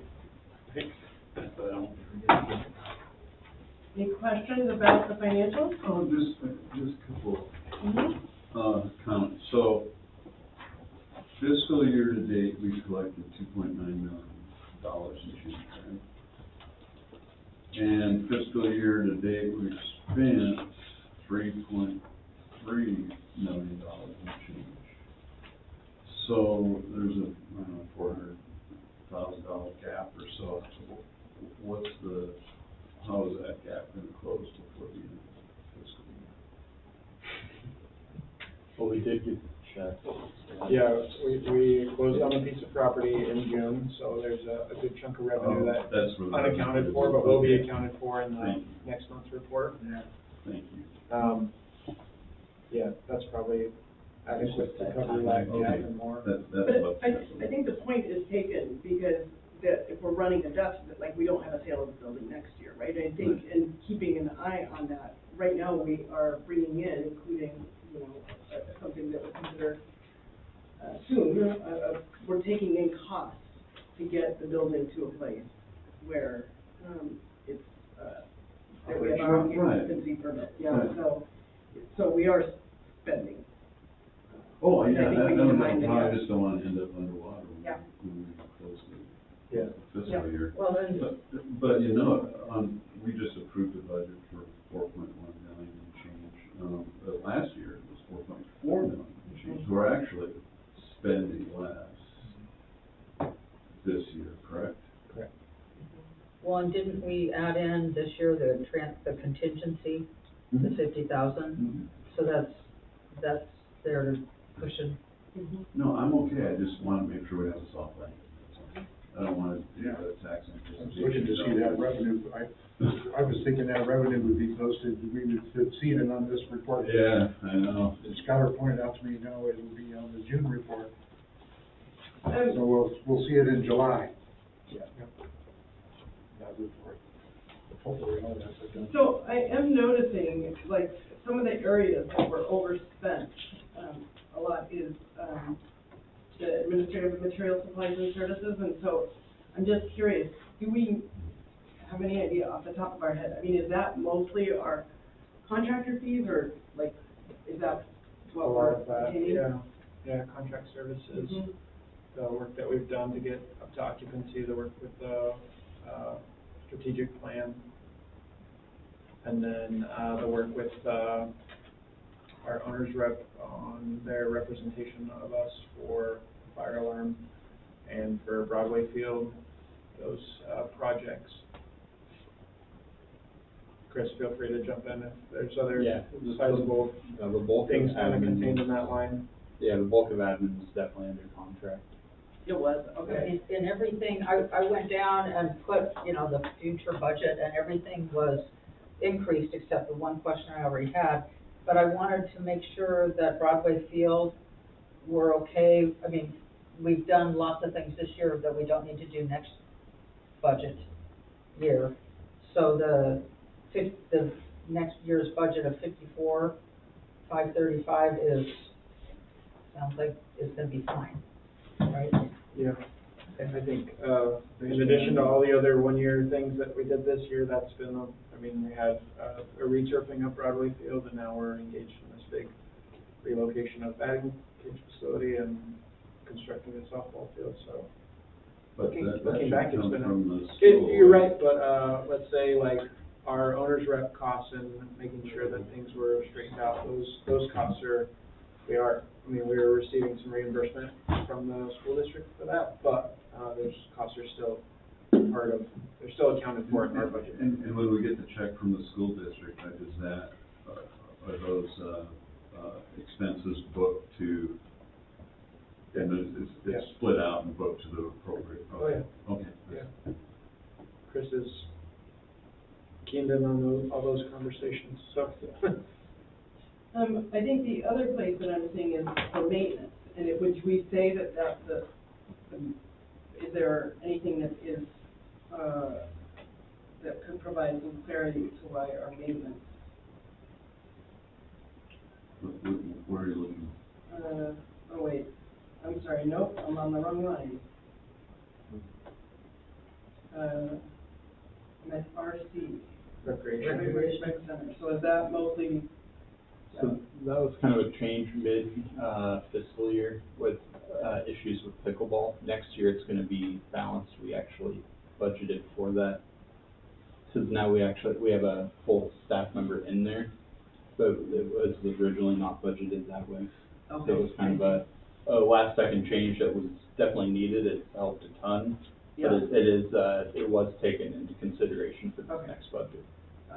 I'm gonna bet, I looked through the slide deck, I bet you're gonna hear more about some of the growth that we've had in our programs, and, we didn't necessarily anticipate all of that good growth, or some of the good personnel that have come to us, when we were creating this budget, but, yeah, Justin will speak more to some of the good stuff that's happened. Yeah, in regards to pickleball, we originally anticipated that would be an unstaffed, kind of unsupervised program, but for lots of different reasons, we needed, to have a little more oversight over that program. So James is providing some great customer service and engagement piece with our pickleball patrons. Well, and on that same note, when you're comparing next year's budget, there's a less than $600 difference in the addition, but that is enough cushion to be okay? Yeah. Okay. Yeah. Feel confident about that. But I think, I mean, you all know this, but it's a good reminder for all of us. The budget is it's a fluid document. I mean, we're doing our best to anticipate in January when we start making it, or as late as a month ago, right? What the district is gonna look like, where our expenses are gonna be, and sometimes we're way off because things were unknown, and sometimes we're way off because we did our best to project, but, usually there's enough cushion that we can wiggle and move things around if we need to. We haven't had to pass a supplemental budget. I don't think, obviously we're not gonna have to this year, but, yeah, Well, if you start making your budget decisions in January, or start making your increase in January, you're 18 months ahead of where that money might be spent. Yeah. So, I mean, just the fact that you're close is awesome. Yeah. Because that's a long, long time to predict the future. Anybody like to make a motion to accept the financials for May? I move to accept financial. Anyone like a second? I'll second. Thank you. All in favor, Kyle? Sue? Mike? You ready? And I'm an aye. I think so. You want to warm up your voice? Motion. Okay.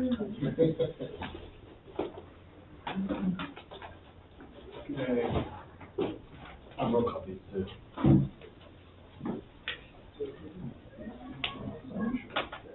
Thank you.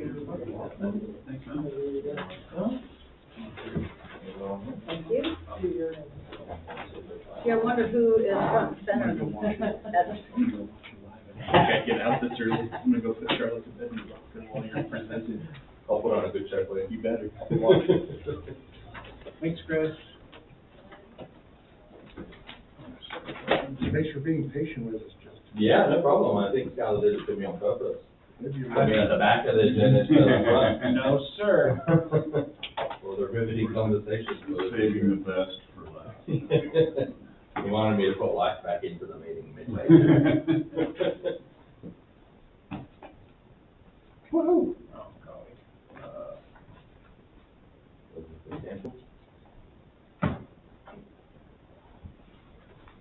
There we go. I did. Awesome. Thank you. Thank you, Skylar. Thank you guys for having me. I appreciate it. I look forward to coming and presenting each year, so I appreciate you having me. On the front, as you can see, a couple of cool images. This one looks like it's from PBL camp or drop-in basketball on Fridays, which begins next week. We have Henry front and center right here. That's Henry Rankin. He's still in our program right now. He should be I think he has 2 more years of preschool to go, actually. And there's James's class that he does the conditioning class in the back. I swear I'm in that photo just on this side of it. Actually, that's my shoes right there. You cut yourself out. I did cut no, that's the photo. That's all of it. So yeah, first a little overview of my role. Over this last year, my role changed a little bit. As you can see, I oversee quite a bit of the district's operations. The most recent additions was the PRS and rentals and the Seaside Kids that we've now become kind of a partner with in helping to run their programming. As part of my role, I have full-time staff under me. I have Zoe Manhire, who does a great job with special events and recreation. We have Aaron Redding, who does youth programs. Lindsay Wolf does aquatics. And then Chris Duffy is our meal site coordinator. As part of my role and part of as we've been morphing, one of the additions that I've added in is I do a lot of leadership meetings with the team. I do some mentorship also.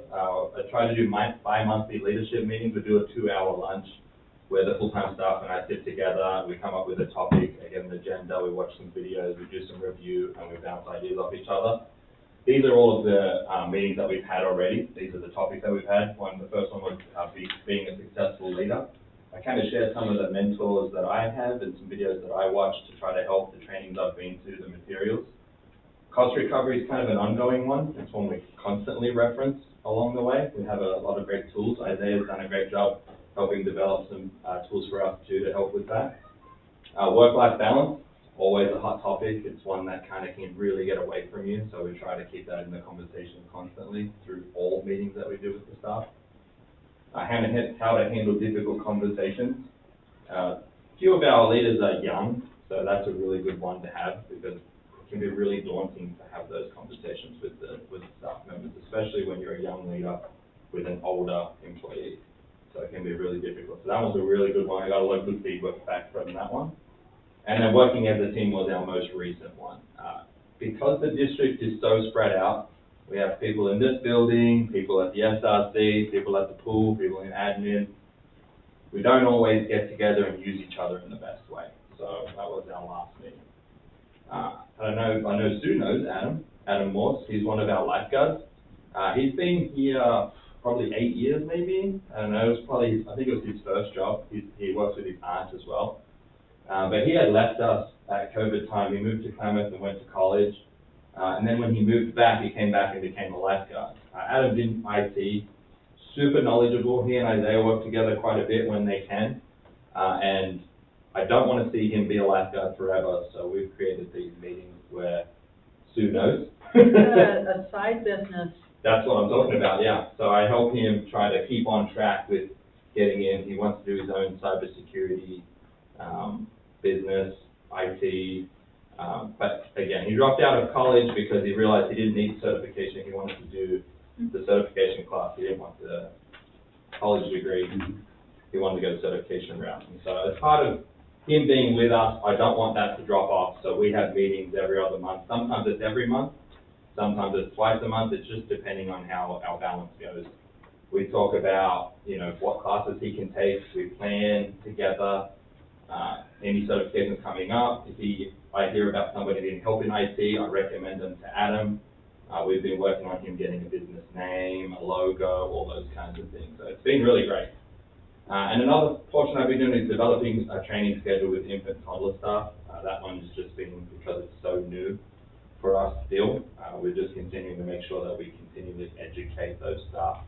There are some turnovers, so it does get a little bit tricky, but we have reached out to the state to also help with that too. So we've had Aaron did great with that, got somebody to come in and kind of talk about how to get on the registry and things like that. It is important too, because when you're on the Oregon registry, every few years they pass a bill to help fund, and they give like a little bonus check out to people who are on the registry working after they meet certain parameters in childcare. I think this year they just came out with a $500 stimulus to those that are in there. So they just have to apply for it as long as they've been doing their training, still working in youth programs. They'll get that money. It has nothing to do with us. It's just a little stimulus. I know that I think 3 or 4 years ago they did one for $200. So it's really a great program, and it just keeps them accountable to getting their training done. Aquatics, a little bit of a package highlight on aquatics. I know you guys hear from the other leaders too, so I tried to keep it a little bit different. Scarlett helped me out a little bit with some ideas. So a couple of the things, this references back to from last year's presentation. We have added an evening class in the water, something that was asked for and needed as HIIT, high intensity interval training. It goes after James's conditioning class, so it's not countering with any other class right now. More of a winter class in the pool. In the evening, the pool kind of dies off in the summertime. People want to be outside. So it's a little bit light right now, but it's doing great. Our swim lessons for the year, the group lessons at 94% capacity for the year. That's including anyone that may have dropped out along the way. That's a solid number right there. Seaside swim team had 276. It's the first year without Coach Mike. It increased by 10%, which is pretty awesome considering that major change. Megan and Amanda have done an amazing job with the team. They took June off, so there's no swim team right now. Mike used to take September off, so it just worked out better this way for them to take June off. We had 567 private lessons in this financial year from Carolyn, which is outstanding. Is that 567 students? Paid lessons, yeah. Not or there's paid lessons, so someone could have done 30 of them. Oh, okay. But that's paid lessons, 567, and yeah, she gets a ton of continual lessons. So I would say, I could get that number, I don't want to say a number, but yeah. No, I've got another number I want to It's outstanding, honestly. It is outrageous that she's able to do that. What I still continue to just absolutely appreciate is when I have the opportunity to be in the water, she's bringing those kids over to introduce them to the depth of a pool, et cetera. And the parents are going, why are we going over here? It says, just give me a moment. And then to see the caliber of students that we take from, our swim lessons all the way, up to state and zones with her leadership, I'm just, that's an awesome thing, and how grateful and lucky we are to have her. She's taught anything from someone who's never been in the water, a baby, to an Olympic athlete. Her range is so wide. She does a great job in identifying new areas too. Every year she'll do a dive clinic with the high school team before it starts. Right before the summer, she does a lifeguard clinic with all of the fire departments locally that do the beach guards, because they have to pass a certain test, so she helps with that. And it's all on her own. She identifies these things. And obviously it benefits her, it keeps her job growing and going. And yeah, she does an amazing job. I can't speak more highly of the way that Carolyn does that. How many kids of elementary school age in our district do not know how to swim? That'd be a great thing to find out. We do run lessons with all of the schools. Their third grade class runs through our program on a 6-week course. Right. Well, we capture the ones that are in public schools. Yeah. What about the ones that aren't in public school that have handicaps or disabilities that make it difficult for them to get that? Yeah, and those are active conversations I've had with Carolyn too, just how to reach out to those homeschooled kids. and beyond that, yeah, the Hispanic population. You know, we have Consejo now at the SRC, so that's hopefully an expansion upon what we offer as well. I believe they're going to have a summer camp, or they're supposed to have an art school program, so that was my hope, is that once that program's going, we could link them into our pool somehow also.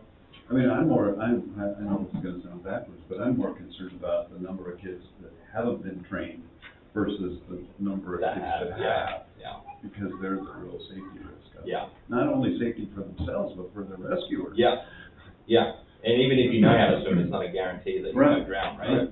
So yeah, that's an important number to have. I don't have it, but I'll definitely try to look into figuring It'd be a hard out. number to find, but- Yeah, we could maybe survey the schools in somehow, some way, I'm not sure. We could probably throw out a survey on Facebook that's just, not gonna give us solid numbers, Well, but I mean, some how data. many kids are homeschooled? Yeah, great question. How do you even find out? I Yeah. don't even know. Yeah, we could The district probably knows. Yeah. work with the school district to get some of that information, I think. Yeah. Justin, how are we getting to such big numbers, like 567 private, like, what's our outreach strategy or marketing strategy? It's Carolyn. They know her. She's done this for decades. A lot of them come from Portland out here to do it. She is awesome. But I'm, like, how did she know, was she from Portland? Like, how, Yeah. like, oh, she Yeah. was from Portland. Yeah, so she lived in was- Lake Oswego before she moved to Cannon Beach. She'd make a perfect ambassador for bringing in these other communities into the district. Yeah, she's been around swimming, she's swum in different countries, she's been in a dozen states where she lived and did this job. She's so well connected in the swimming community. But I mean, I just have to imagine, Yeah. aside from my role here, I wouldn't have known that we offer private swim Mhm. lessons. Yeah, So that, to me, it just sort of, again, puts the exclamation point on communications. Like, Yeah. how do we, and then I wonder about her capacity, and whether or not we can spread her knowledge to other folks to take on, if that man would continue. But, because what a great place to come learn to swim is in Seaside, right? Yeah. Like, it's like, for private lessons or. yeah. How do the kids at Warrenton Public Schools learn to swim? Through us or Astoria, yeah, we do their lessons, their third grade lessons. Here's the ad They come through third grade? from North Yeah, Carolina. their third grade comes to us too. Yeah.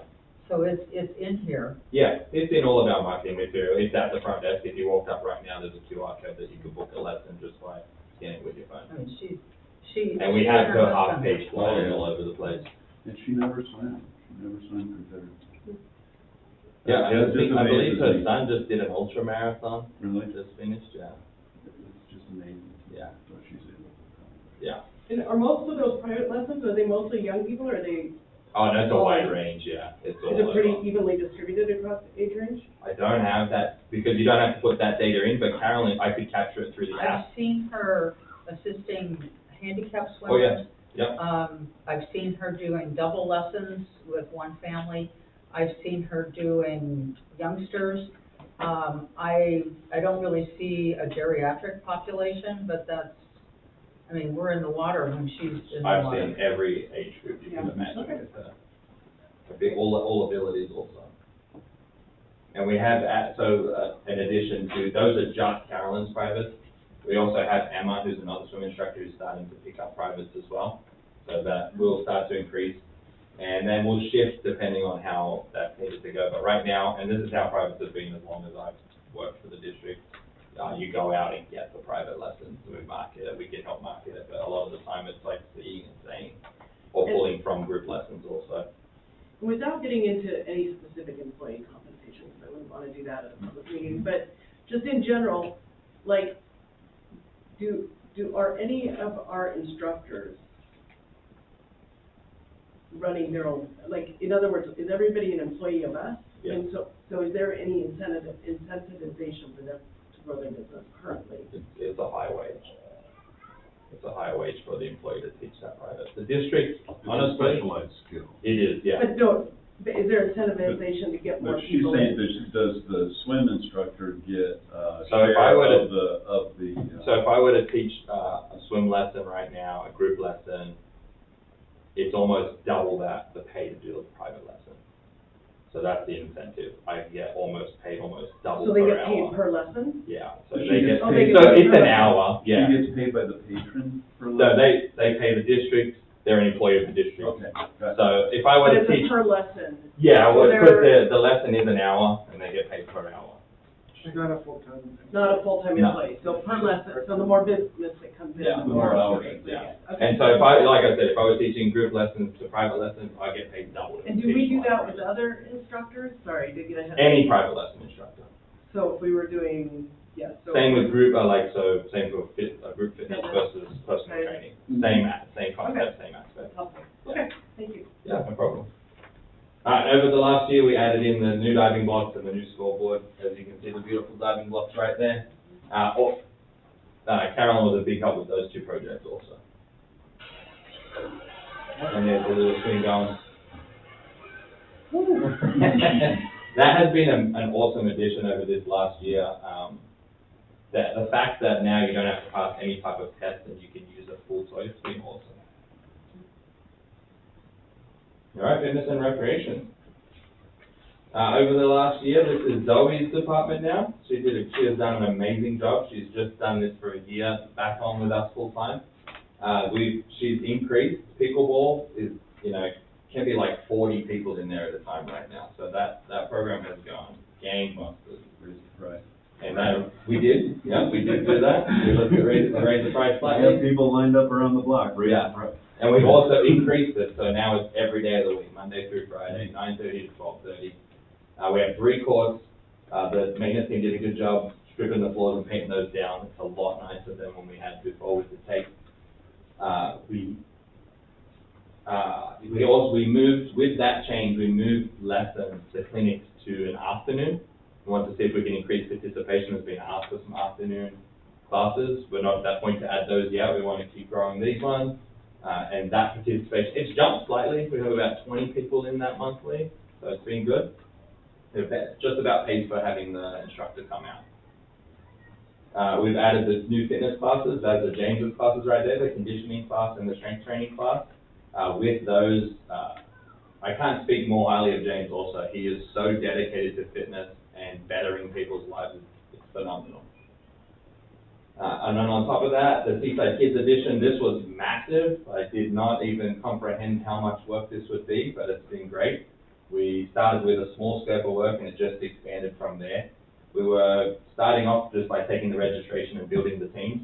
That turned into getting the volunteers, the coaches, managing the field use, getting practice schedules together, ordering the equipment and the uniforms of the softball, getting keys, coaches meetings, the whole 9 yards. It was quite the experience. Next year will be a lot different for sure.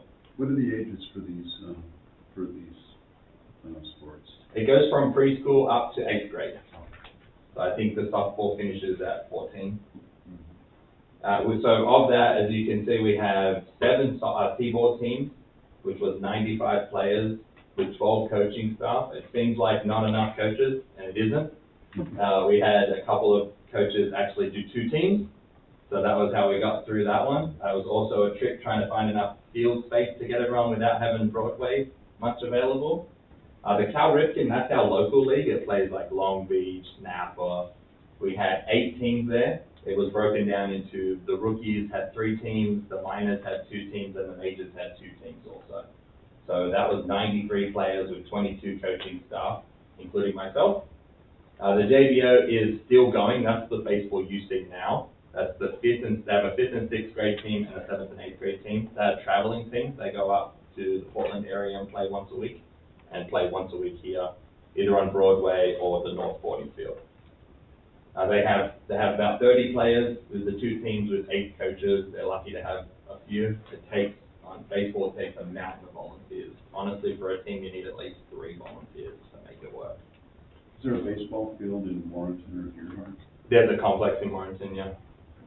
The Gearhart, they used to use the school before it was sold off, but now there's nothing in Gearhart except the Norway field. There is one being finished off behind the Lighthouse Church. That should be operational for next season, which will be massive to have that available too. It's in the district. It is? Good, Delmar Loop is in the district. Nice. Oh. So they just approved, the Seaside Kids last board meeting approved the backstop to go in, which would be the final piece to hopefully have that field available.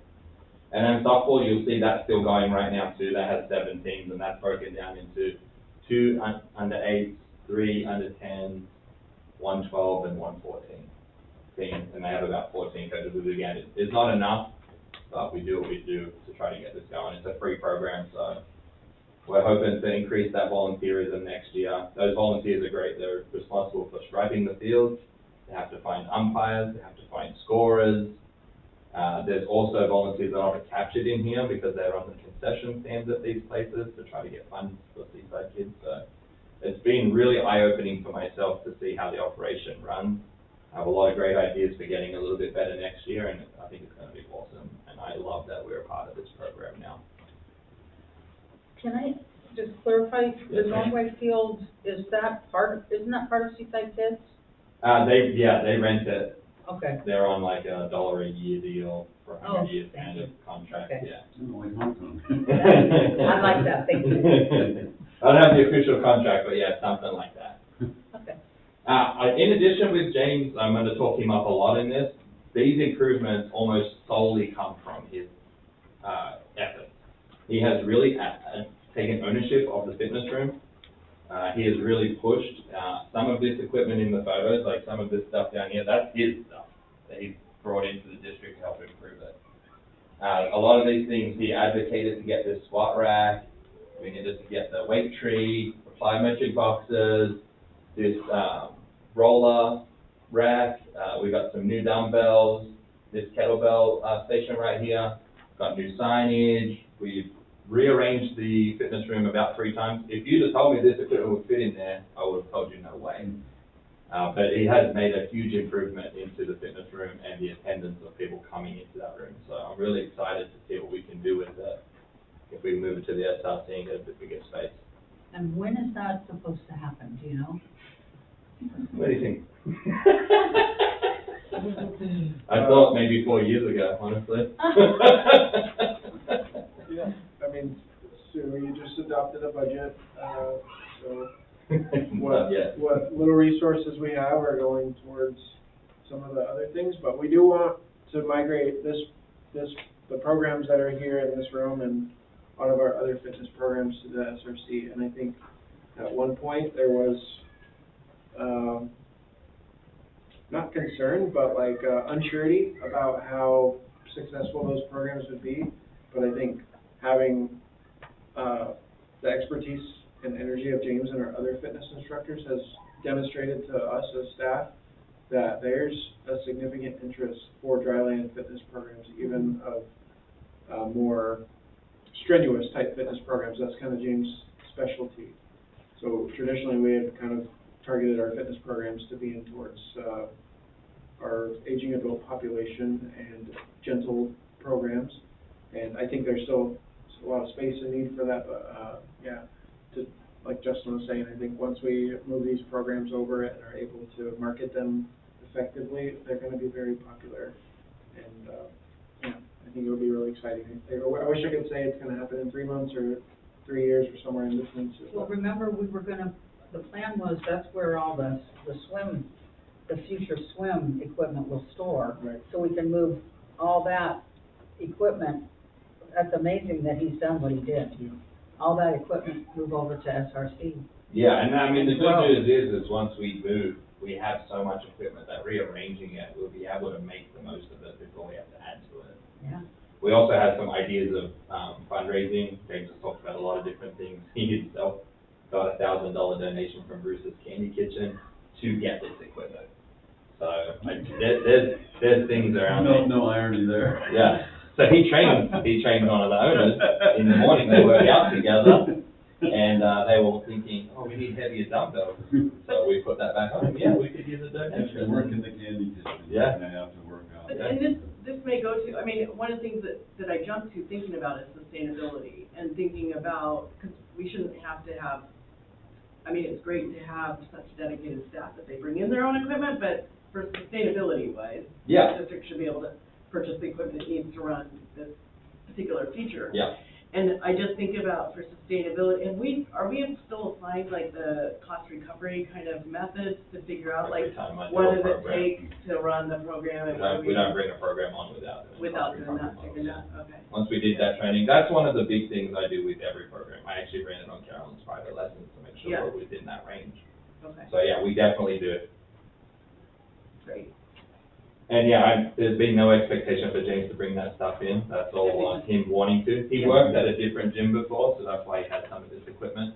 He used it at that gym and then kind of transferred over to us.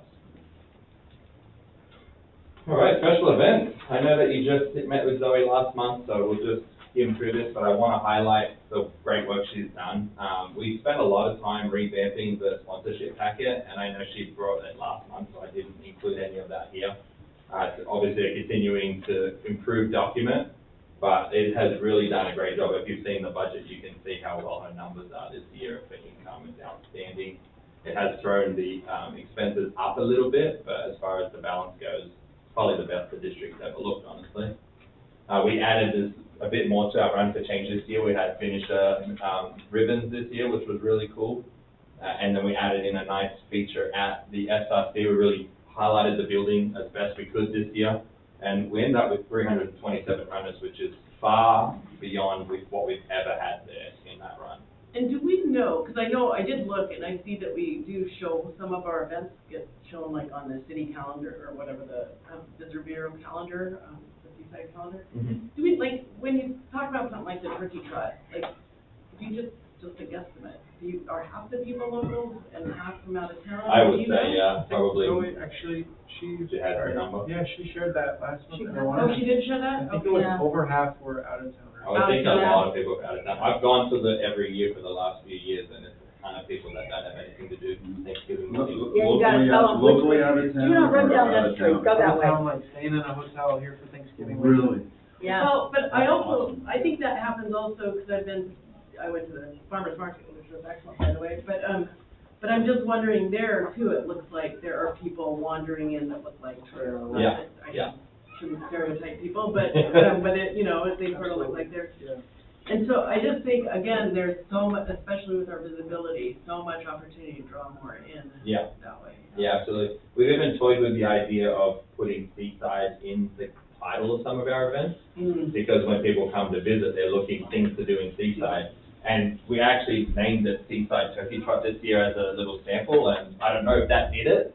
That's a great idea. But yeah, that was all Zoe trying to market this better. I don't know if she shared with you, but she said, I'm getting 5 months this year. So let's see how Yeah, far she she can did. take it. Yeah. This is the first year that I've seen we haven't had shirts left over at all and still sold tickets over the top, so. Yeah, she's done a great job. And the same with the farmer's market. I was there on Wednesday too. It just was outstanding. Yeah. The way it was laid out, it felt so full. The variety of vendors, the food that's coming in, it's just taking it up a level, you know. Zoe is doing a phenomenal job. Youth programs are one that I love too. Okay, and I know Erin was not that long ago too, so. Summer camp just started this week. It's great to see everyone in. They just went on a field trip, the preschoolers today, down to the aquarium, a walking field trip. They had a blast. We had about 500 people last year, according to Rec 1, over the 9-week span. Week to week is almost the same kids every week. It is a week-to-week program, so there's the opportunity for people to take vacations and take a week off here and there. Preschool serves 23 kids each day for the preschool for the school year. We can take up to 30. We just didn't have the drive for the older kids this year, but we did for the younger kids. And the toddler program feeds that one too. We have 41 kids for after school, which we're just about to open that up again next week, and I would imagine within 10 minutes that'll be full again. And then the infant and toddlers, we have 9. We don't really have any infants anymore. They've all become toddlers. So we're mostly serving 9 toddlers. So we're trying to think about how we step in that, how we open that registration. If we just go, because it's 4 toddlers, 4 infants or 5 toddlers. Now that we have the ability to take both, we're trying to kind of figure out what that expansion looks like. And I think 5 of those toddlers will be moving into preschool next year. So we should have a good new registration pool for that age group to go into. The department has grown now, so it has 20 part-time staff working in there, which is pretty crazy considering I think when we moved to the SRC we had 9. So it's great to have that support. This is this year's preschool graduation. It was Peace Out Preschool. It was amazing. We do a great job. The staff do such a great job in the cafeteria. every year they come up with a fun new theme and they walk out, what did they walk out to? I can't remember the song. No, it was, the kids choose it each year, and they do a kids pop version, and it was, Astronaut in the Ocean. You know that song? Was that kind of like Shark? It was really funny. It was great. The parents loved it. They do like a 30-minute little, maybe a 20-minute celebration, and then we have cookies, and we have a slideshow on the screen here, and just interacting with them. So it was really awesome. It's been a great addition. I think this was our third or fourth one now. But yeah, it was awesome. Some challenges in youth programs. One is staffing. I think that's across the board. Unfortunately, with youth programs especially, it could benefit from full-time roles. It's not feasible to put full-time roles there, and so we do lose staff for that reason. We're lucky enough to have a couple of great preschool teachers that don't need the full-time benefit, so they've been with us for 8 or 9 years now and do a great job. Each year, when I go back up, I won't go up this year to the elementary school, but each year I've gone up to elementary school and talked to parents from the past when I take her for my son's parent-teacher conference. We always see some of the kindergartners, and they're always compliments. We've had kids skip from preschool to first grade. We have kids reading at advanced reading levels every single time. The 2 teachers we have are outstanding, and like I said, I'm glad that they don't need the benefits and they stick with us, because they are, again, they live it. Just like I talked about James, the 2 preschool teachers live it. So yeah, they do a great job.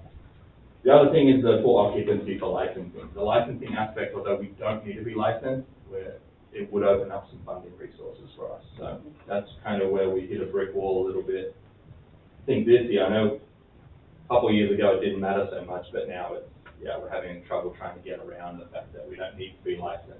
And we'd like to be, but we can't until we have full occupancy signed off of the building. That's step 1 to even start the process. So I tried a couple of times. They won't let us go beyond that one. Next is the newest part of my role, the PRS. So just recently, a couple of months ago, I transitioned and took over the patron relations specialist. We made a few quick changes. The first one was the rentals was kind of a mess. Everybody took a rental, and then it got put in a pile, and it just wasn't the best customer service aspect. There'd be people showing up, and there wouldn't be a staff member. So we just scrapped that right away. We went to a interest form that every PRS fills out if someone calls about a rental. It does not confirm the rental, it just gets the information. It goes to Jennifer Soprano, and then it becomes an official rental with a packet, an assigned staff member, a follow-up email. The process is much more in-depth. With that, we also made a couple of changes to the way this, I'm in the middle, I shouldn't say we have. In the middle of making changes to the way any of the Seaside School District coaches put in their rental request for Broadway Field. In doing the Seaside Kids stuff, I recognize it is a disaster to use any field in the city because nobody's really monitoring them. So what I created was just a quick jot form that they can fill out that says the dates and times, and if you go to our website, you can see the live calendar of Broadway Field, so you can see what's available. That'll come to me, and then we can make it official. There's no transactions needed. It just felt like it was complicated for no reason. So we used jot forms when we had our marketing material, and it was really easy for me to send in a request to get a piece of marketing material, so I really liked that, so I adopted it. We haven't put it into practice yet.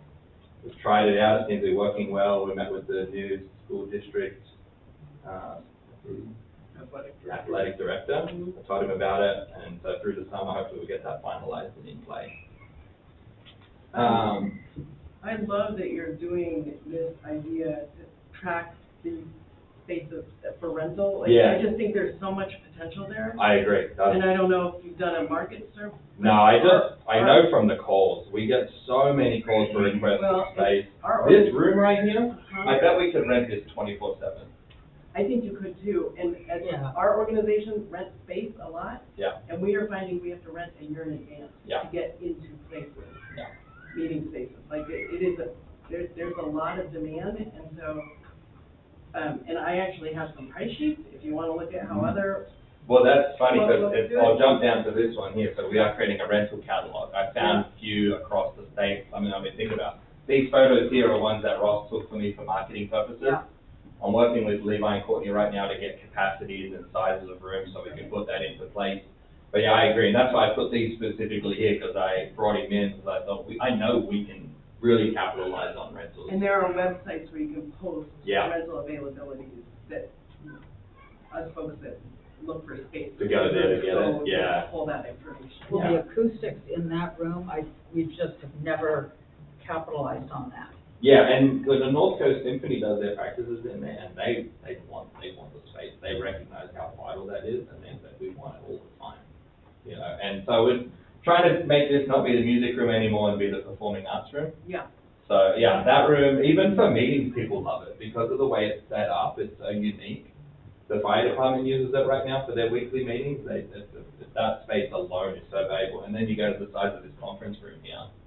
There's just nothing like it. So, and that's not even tapping into the classrooms that are available. Right. You know, so that is something that I'm really. That's why I brought Jen in like that. And we're trying to revamp that process because I just feel like there's a real opportunity for us to tap into that. And I would like to say thank you to Sunset Empire Park and Recreation District because CERT has had free rental for 5 to 6 years of the Bob Chisholm. And that's going to be changing, but I really, and that's a complicated comment, but the thing is, I'm just so grateful. It's been amazing. Yeah. And when the firehouse was to take over, COVID hit, we were rescued and we've been able to continue until this last month. And that is related to the fact that we're going to be changing, CERT is going to change. Yeah. So it's not a relation to we aren't going to be here anymore. It's I don't know what's going to happen. Right, Kyle? Mm-hmm. We don't know, Yeah, but thank you. That's another part of it too, is like, I think the community-based organization should get that space here. Well, We need another space for those people that, like this out here, the baby shower, you know? Yeah. We can do that at the It's been SRC, amazing. no problem. There's a kitchen over there, they can serve food over there. The cafeteria is an amazing space, as you can see in the last slide with the preschool graduation, you know? Better parents come in and just couldn't believe what it looked like, and it's not a lot of work to do that, so. And also, I'll add in the HFT app. I'm trying to work on a system for that too. The same kind of thing. I feel like there's just missed opportunity right there. I don't know how to do it yet. Haven't worked that one out because it's such a different space. People do rent it, but I want to program it also. Yeah. So it's just a little bit different. And I'm also doing these similar schedules for other fields in the community to put on Seaside Kids' website because it's the same thing. It's like you just show up and it's free. So I'm trying to do the same kind of system and put it on Seaside Kids' website for the other fields around. But is there a reason, I don't know that I know this, our arrangement with Seaside Kids, we're handling some of these academy, right? Is that, Yeah. But is that is still a service that's coming through Seaside Park, or Sunset Empire Park and Recreation District, right? Like, is there any reason that you can't put it on the Seaside Kids website and our? No, and show? You know, this last year we talked about, I want to even put the registrations through our software. Right. I want to capture all of that. It's just the stages of doing it. Yeah.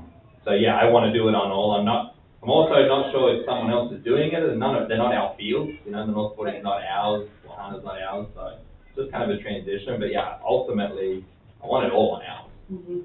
So, and then yeah, we've added a few more staff in because that's the other aspect of it. When I took it over, you've got people that need these certain hours, and now I have no room for the rentals on the weekend. So we have kind of made some adjustments. One of those was Jennifer Soprano doing rentals to save some room in PRS. We're lucky enough to get a couple of high school students they're amazing, so much mature, I wouldn't even have picked them as high school students, to kind of take some of those hours and kind of open that up now. So in hiring those, I've hired 2, I'm really hopeful for the third one that I'm interviewing this week. So I put 3 down anyway. Prefer to be optimistic. So yeah, and that, I mean, I know there's opportunity there, so that's where we're kind of looking at opening up. And this last one is for the senior meal side. This one's overrun by Chris Duffy. I didn't want to put too much numbers in there because I know he does his own broad presentation. So I just used the general numbers that we talk about. Another phenomenal program. This last year, Chris was off for a couple of weeks, so I ran the program, and it was great to make those relationships with people, meet the people that get the meals. Those volunteers are such a special group of people. Is that 70,000 meals or 7,000? Should be 7. Yeah. It's got an extra 0. See the zeros? Yeah, I see it. Right, but I'm just trying to, Loaves and fishes. so, And these are rough numbers from years past. I'm gonna let him give you the facts. yeah, but there's, well, I don't know, 250 weekdays in a year, and in 250 weekdays, there's serving 7,000 meals. Yeah. There's Last week we had a 100 Room. year celebration in there. Chris does other things too. He does like parties, like 100 karaoke. celebration of what? Lady turned 100. Jean. Oh. Yeah. Oh. Turned 100 last week, last Thursday. So I've they did a been nice. so much big gone. They did a really cool party for her, and like Valentine's Day they'll do a theme. So around holidays they really step it up. I want you to notice the picture you've got there, that's a halo over her head. I think someone should point that out, because they really are a godsend for us. Yeah, they are. I mean, they're amazing people. They do it just because, you know. We have two subs that can step in anytime Chris is off now. Sri is one of them. That's Sri right there. Jenny's the other. She's not on these photos.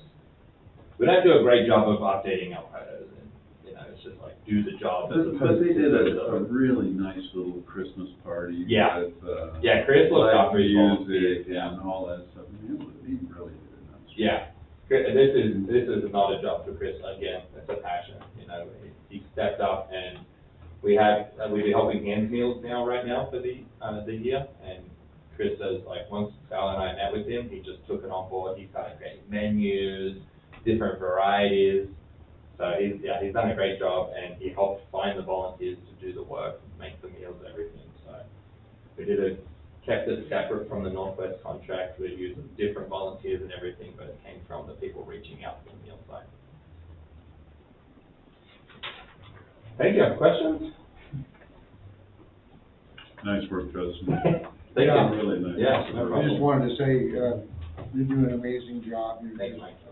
in over your head, you know. You know, no pun intended, but, yeah, you've taken on quite a lot of responsibility, and, it's well appreciated. Yeah, thank It's you. great to see the success.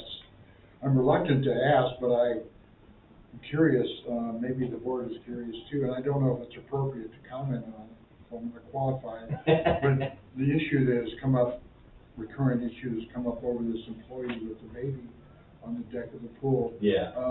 Do you have any, useful perspective on that you can discuss? Yeah, It's an employee relationship. So. Yeah, she does her job. She's not a swim instructor.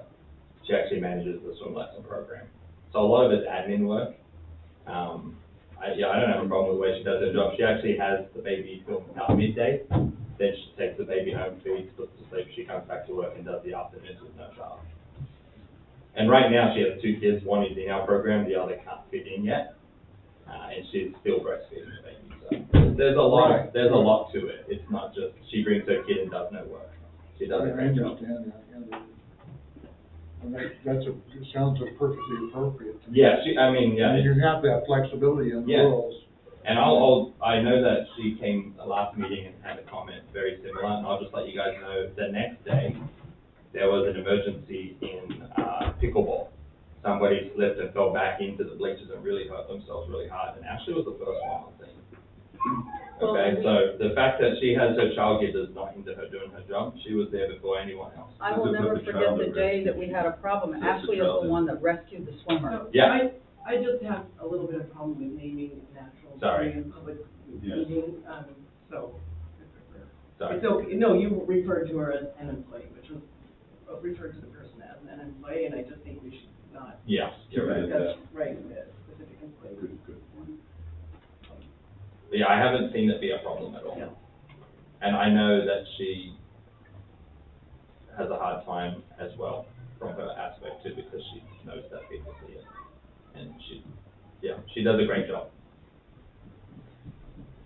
Thank you very, very much. Awesome. Well, Great thank you guys. presentation. Thank Appreciate you. it. Thank you.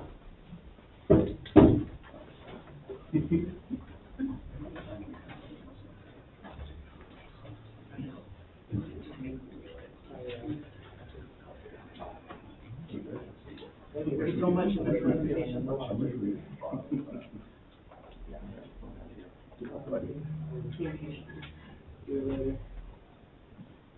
See ya. See you later. Thanks, guys. Feel free Thanks, to Justin. stay if you want, Justin.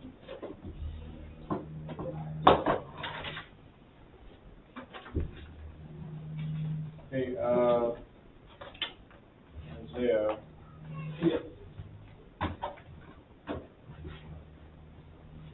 I seem to be having.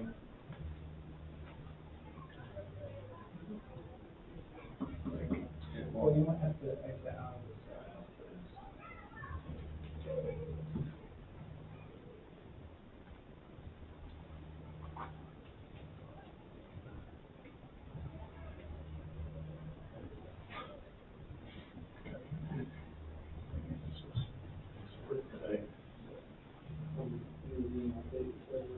Yeah, I just did it like 5 minutes before the meeting, so. Am I able to share, our next thing up that we're, I think, moving to is, old business, and we're gonna be talking about goals for 2024. Am I able to share here, or can I share this link and have you share? Yeah, is it different than the link that you had previously? Oh, no, it's in here. It's in the correct? packet. It's in the packet. But I don't know if there's been changes. Nope. But if you want, you can share, you just need to log in to Zoom, or if you want to Nope, I just think work it was on fine, paper. I forgot that it was in the packet. Okay. You wanna give an I overview? can give the overview. So, you have in your packet the executive director goals for 24-25, and I think to start with, I think we maybe ought to not focus so much on the specific timelines as we should focus on the task, the work that needs to be done, so. And Skylar represented that as well. So Celeste and I, got together over a period of a couple months and came with, some change from what has happened in the past. And I think what we saw in the goals, the executive director goals in the past were more like tasks and not like CEO level, activities. And so we tried to put together, a list of things that were important to the district, and there's really 4 things that we're gonna be looking for, from Skylar. One is financial security, one is facilities, one is community relationships, and one is organizational culture. And those are the things that,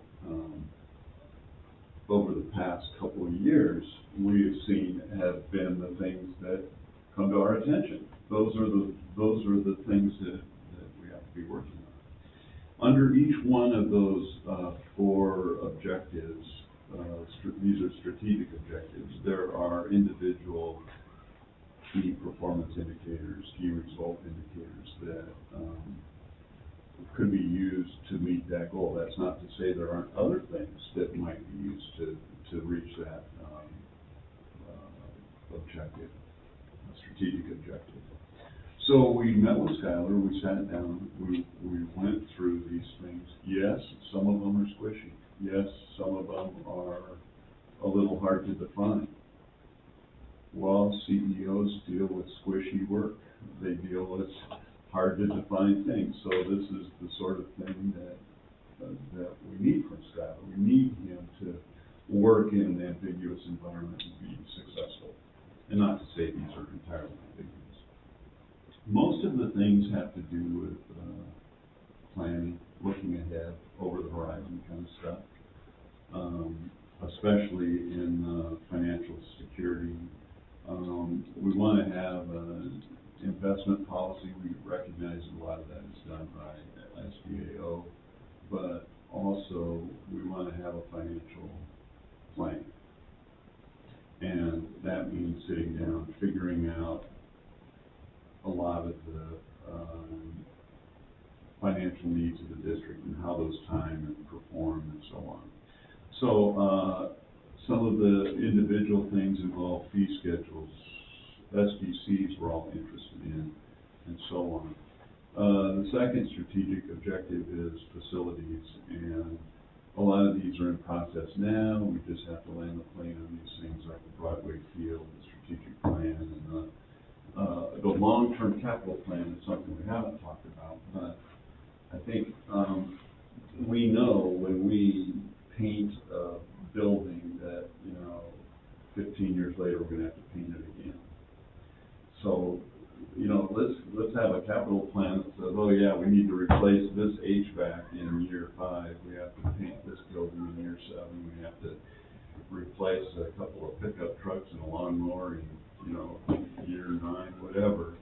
Have that mapped out so that when these guys sit down for the budget, they know what, at least from the capital side, what sorts of demands are going to be on the district. It doesn't mean just because it's in the plan, it doesn't mean we have to replace a pickup truck that doesn't need to be replaced, just because it's in the plan. But if we have a plan, we can march that direction.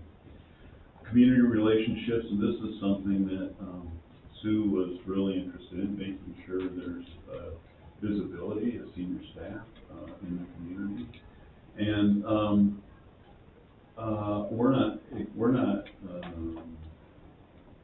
at the point where we need to suggest what Skylar needs to do to gain visibility, only that we figure it out and make it happen. However that is, and from my perspective, I've seen a lot of visibility from Skylar in the morning meetings at the chamber and down to SDA. That's hard. There's some other things in there about website analysis. But also, over the course of the last couple of years, there have been a few patrons that have come in with concerns, not necessarily complaints, but concerns, maybe opportunities to improve. And we don't really have an overarching policy that provides a way to deal with all of those different types of patron complaints. And it seems like there's an opportunity there to beef that up a little bit. Again, not saying what needs to be in there, only that we have one. Organizational culture. This is something that's important to me because in the past maybe 2 years, we've given out an employee award at every meeting, and maybe a third of the times the employees actually showed up to receive the award. And that is, I would like to see the employees in person, but I'm wondering if that's indicative of a workplace issue where it's just not that important to them to come and receive. So I don't know, but I think I think Skylar's, but not just Skylar's, but every CEO's responsibility to gauge the morale of the workforce and understand what the workforce needs. And this is an opportunity for Skylar to establish that. Again, a human resource plan, again, another one of the planning things. And this is not something that necessarily Skylar has to do. He can short this to the HR director and have them roll up their sleeves and get this stuff done, but it's something that's going to be important for the district. Compensation scan, I think these are things that go on every year anyway, and your HR director is probably well dialed into the compensation analysis from the Oregon Park and Recreation Association. But again, something to keep our eye on to make sure we're being fair to our employees and responsible. Finally, a development plan for key positions. So this is something that was kind of important to me. I think employee development is really, really important. And when I watched Justin's presentation and how he's developing his employees, that's awesome. But we don't know what tomorrow may bring, and I spent my entire career in the stuff happens business. And I'm always worried if something happens to Skylar, and you know, maybe he wins the lottery, or maybe he gets hit by a beer truck, we don't know. Maybe he gets a better offer at another park district, I don't know. But one day in the future, it won't be today, it won't be tomorrow, but one day in the future, we're gonna lose that. And I think it's important for any organization to make sure that they have some idea of what the succession is gonna look like when that CEO leaves. And, so that is why we, were asking Skylar for those key positions. Like if Chris gets hit by a beer truck and we lose our financial expertise, and then Darren and Skylar can fill in, but, you know, he's our expert. We need to have some backup capabilities in each one of the key positions. So that's probably Darren and Chris and maybe Noah or what have you, but I think it's up to Skylar to understand what the competencies are in his organization and make sure that he has backup competencies for those key positions if something were to happen. Maybe they, you know, get pregnant and have a baby and they're off for 12 weeks. You know, how do you fill that gap while they're off? So development plan, I think is really important from the district perspective. You want to add? Yeah. Some? The thing I would add, and I think this is the shift here that you're kind of, that was great explanation. Like, I think the shift we're doing is moving to defining the ends for our Outcomes, not outputs. Right, for our executive director, and in my work, we actually have a nice little acronym, not acronym, an analogy that we talk about for our board, and our board actually references this regularly, is that my board provides instruction about the end. So a similar analogy would be to provide instructions to somebody that we are going to have a dinner party, we are planning to use the dinner party to raise funds, and we want to make sure that it is inclusive of vegetarians, for instance. But the role of the board is not to come in and micromanage the tasks of that. You would expect your executive chef to come in and plan the evening within these parameters or the ends that you're trying to achieve, and leave it up to their expertise and the good work of the other staff that the executive chef brings in to figure out all the needs. I'm not going to get it, the board shouldn't be in there creating the shopping list and planning the appetizers and doing all these other things, right? So in a similar way, I think what we're trying to shift to is a place where we're telling what the ends of the dinner party look like, or what the ends of the park and rec and what we need as a board from our staff and from the lead of our staff. In the military, they'd say, charge the hill. You know, they wouldn't say, How, you know, go over to this foxhole, right. you go over to, they wouldn't say that. They just say, charge the hill is our objective. You guys figure it out. Figure it out. We're going to rely on the expertise, right?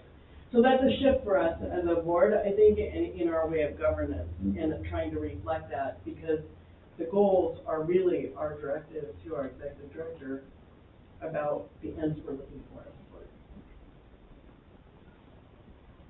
You guys have done a nice job of working on this. I just am tired of people coming up to me asking who's Skylar. I'm really, the last time when someone identified Chris as Skylar, I just said, no, that's not him, it's that guy. And so I just think that, I think there needs, I appreciate the quality of what you've done, and I want to remind us that Erica had worked on some kind of paperwork, and I saw her recently. She is not going to run for the board, period.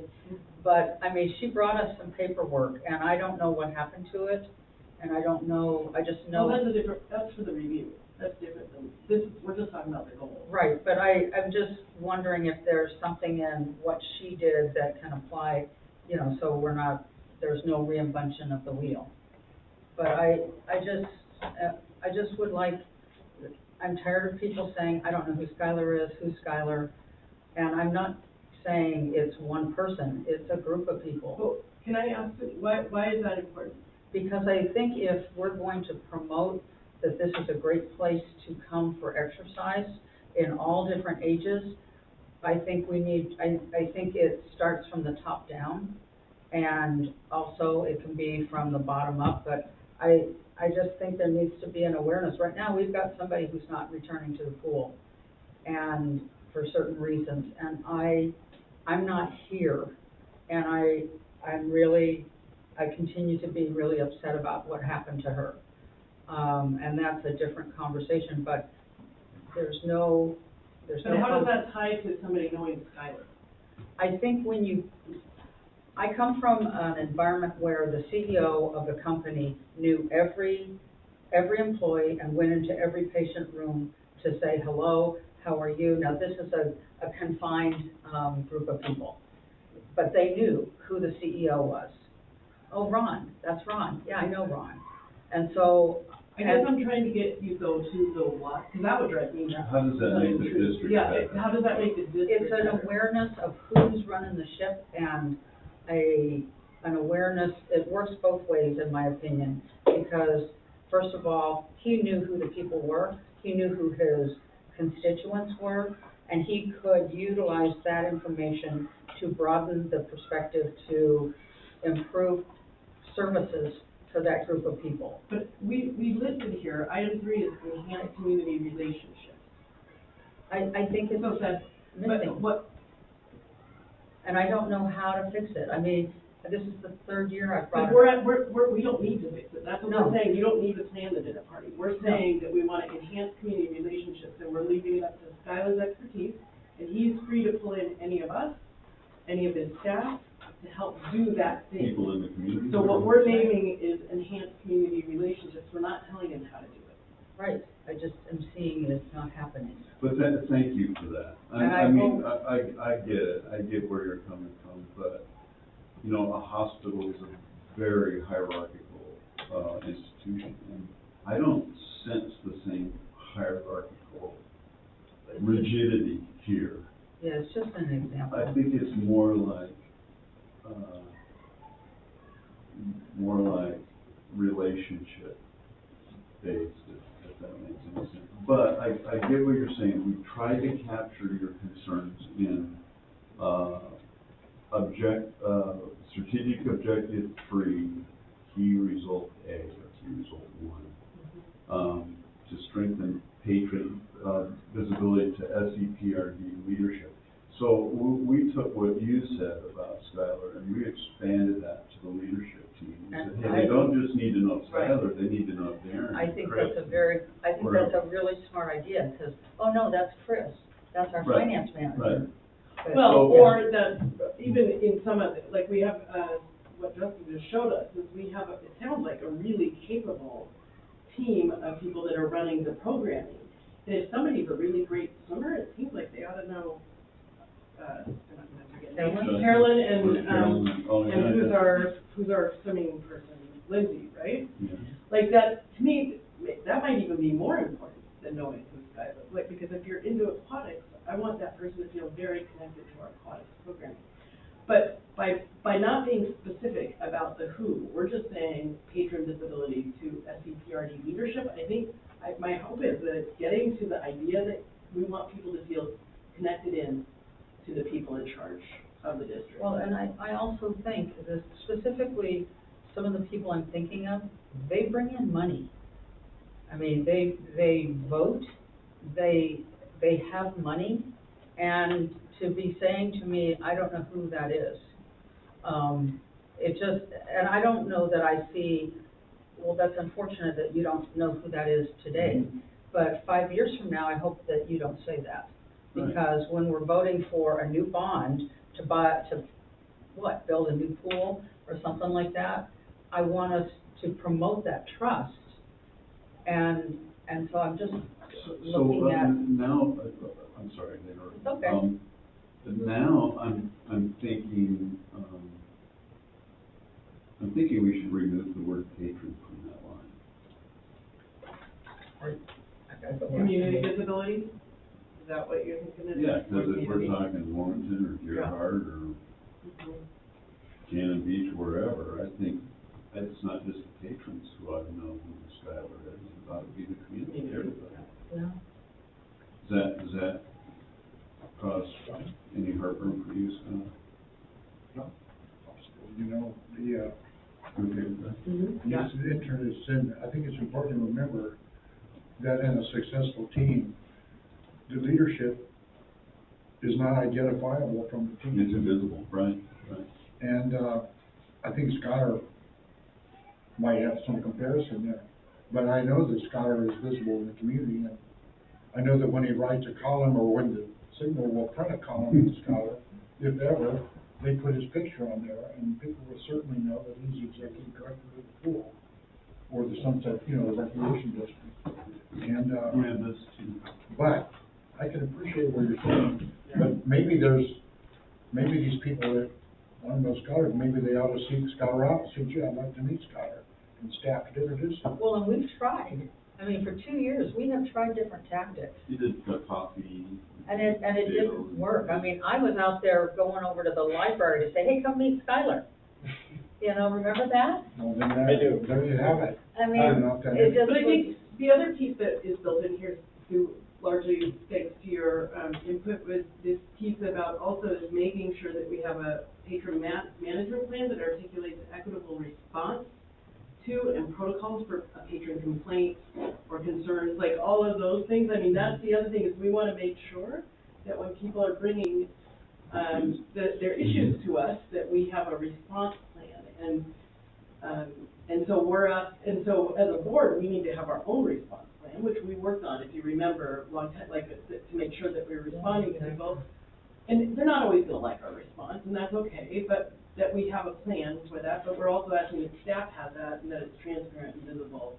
I mean, that's an example of a way to improve community relations, is to make sure that we know that we're being responsive. So that's also there. So what we try to do is to be clear about what we're trying to get to, which is to enhance community relationships, or enhance community relations. And then we gave some examples of how we might do that, and tried to capture those as key results. and I agree. I think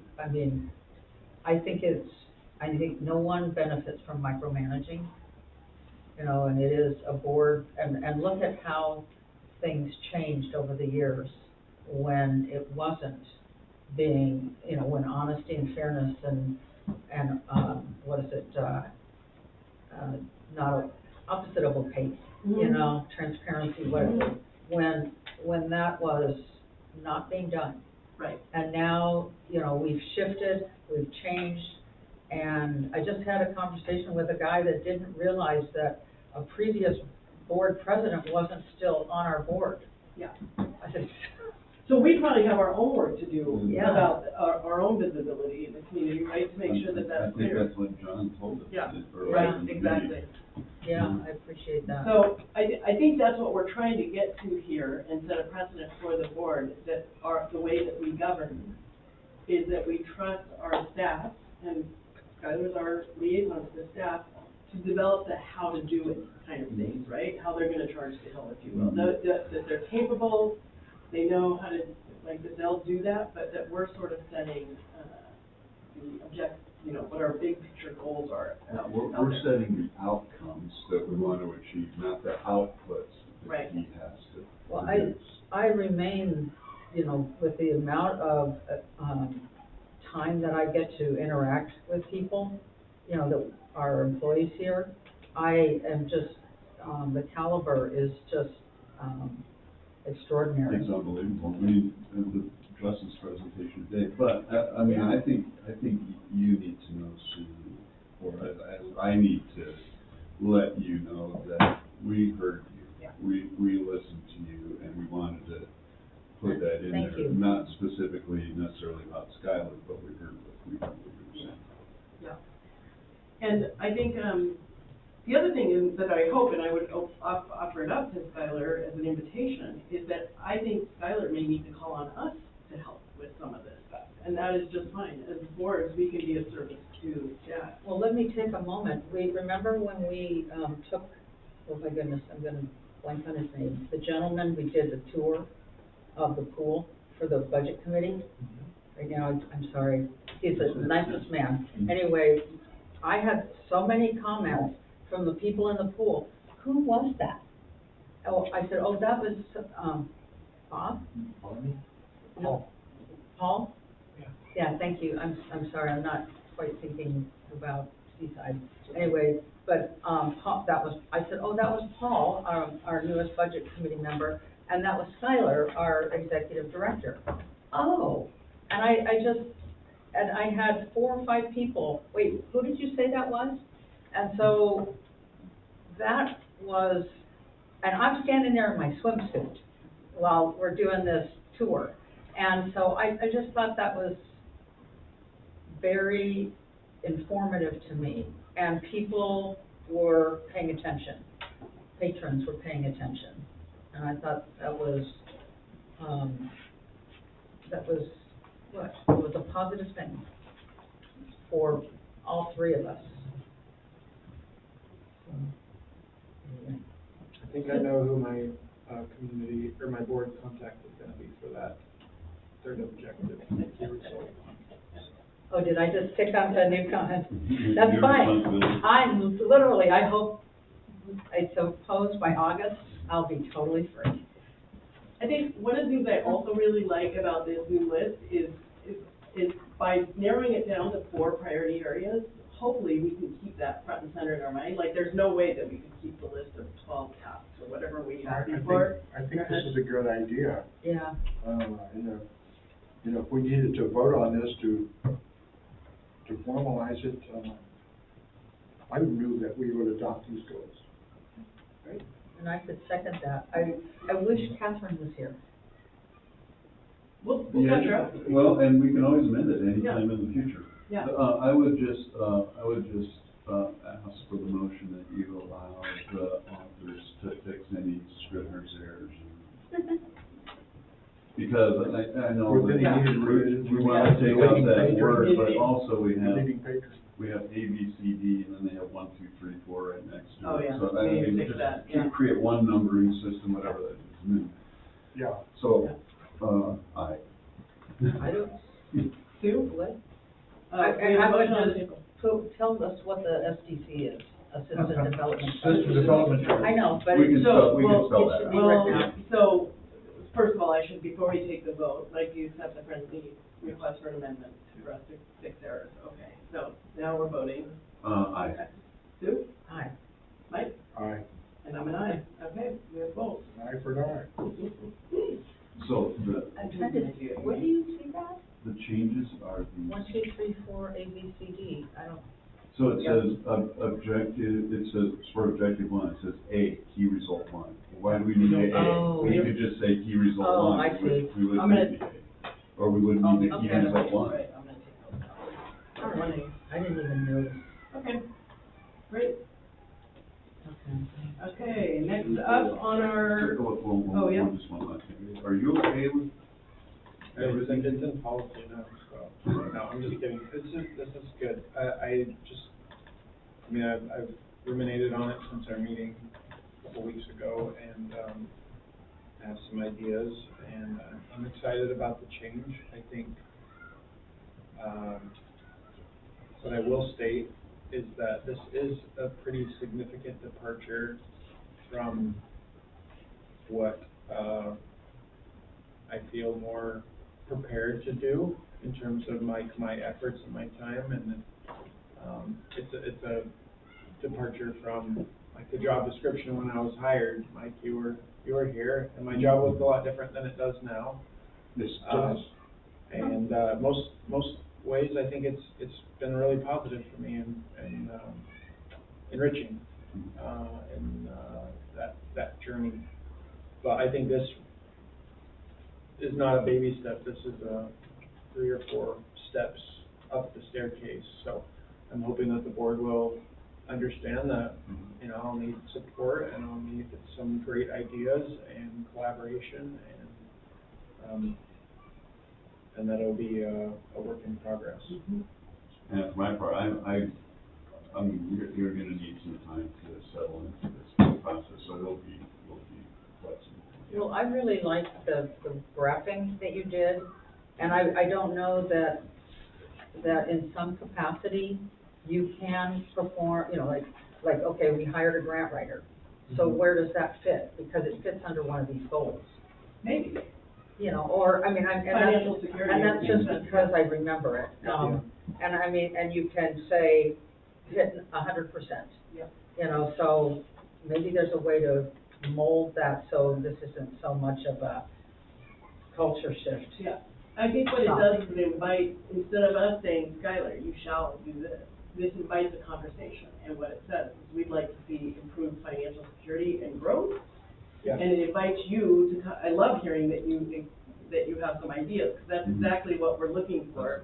That is the point, is that you are coming in, and we're your thought partners in that. Yeah. But that is the point.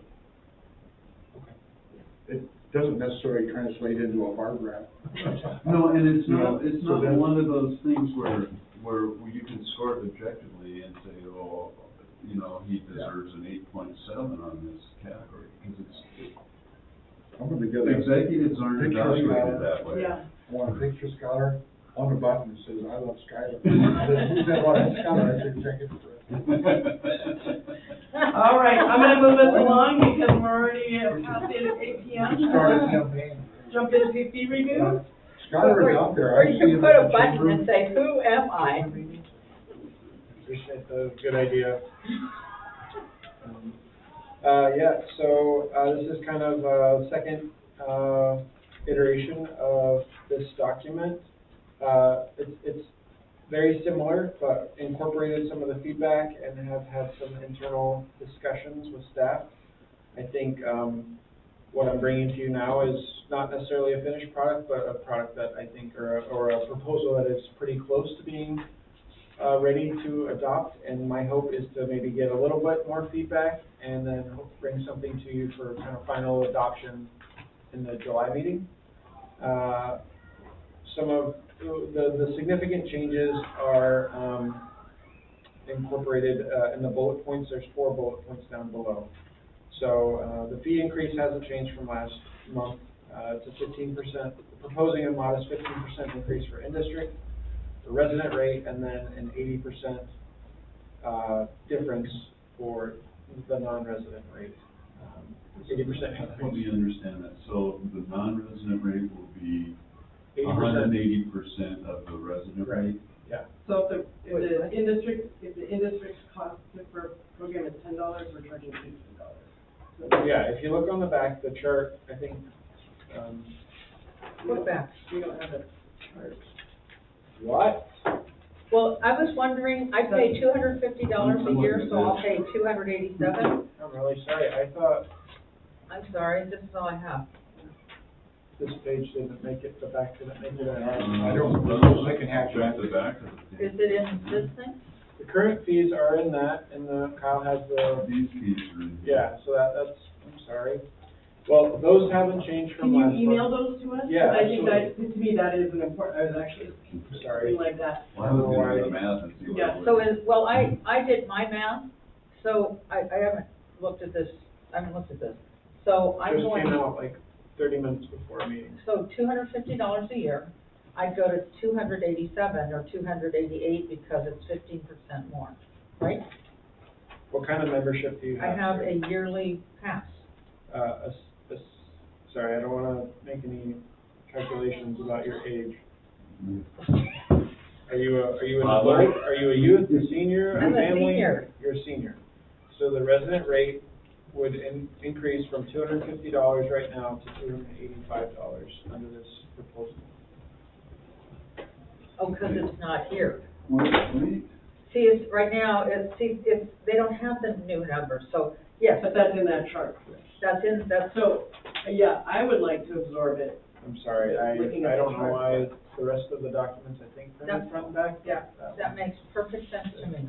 And, All right. yes, I So agree. I will get that to you, but here's I guess the changes are on those 4 bullet points. There's the merchandise discount, which was a suggestion, I think, by somebody on the board of, I'm proposing 10% for merchandise.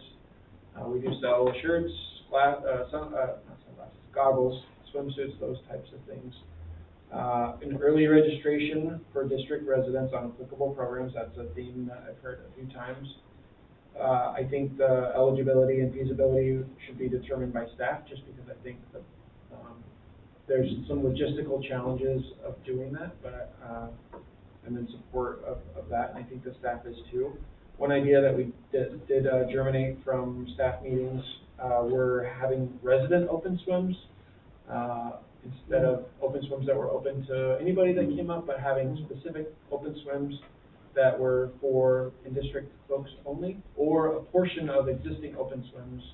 So let's say like open swims right now in the summer are 2 hours long, say for the first 30 minutes or hour, they're for in-district residents only.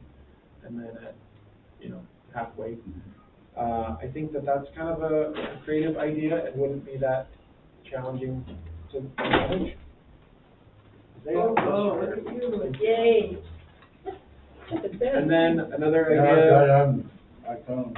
idea that came from our staff conversations were basically reserving a percentage of program slots for in-district residents. And that, could be around, I think 75% seems like a fair place to kind of maybe start from and adjust based on experience. So then when the event is like, I don't know, the next day you open up any empty spaces for all comers. Yeah. There's a timeline. And Yeah. everybody. I'm not seeing in this chart stuff like fees for recreation, Yeah, or for special events, or for sure. space rentals, for instance. Like, I'm wondering about all the other offerings, or for youth programs, like our youth. You are absolutely right. Yeah. And I think that's, I'll be happy to accept some feedback on that. In the past, we have not,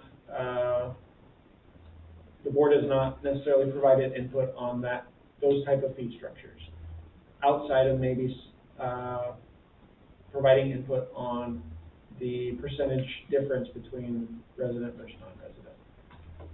And if that's something that the board would like to, I think that's a really big piece of pizza to eat together, or figure out how to do that.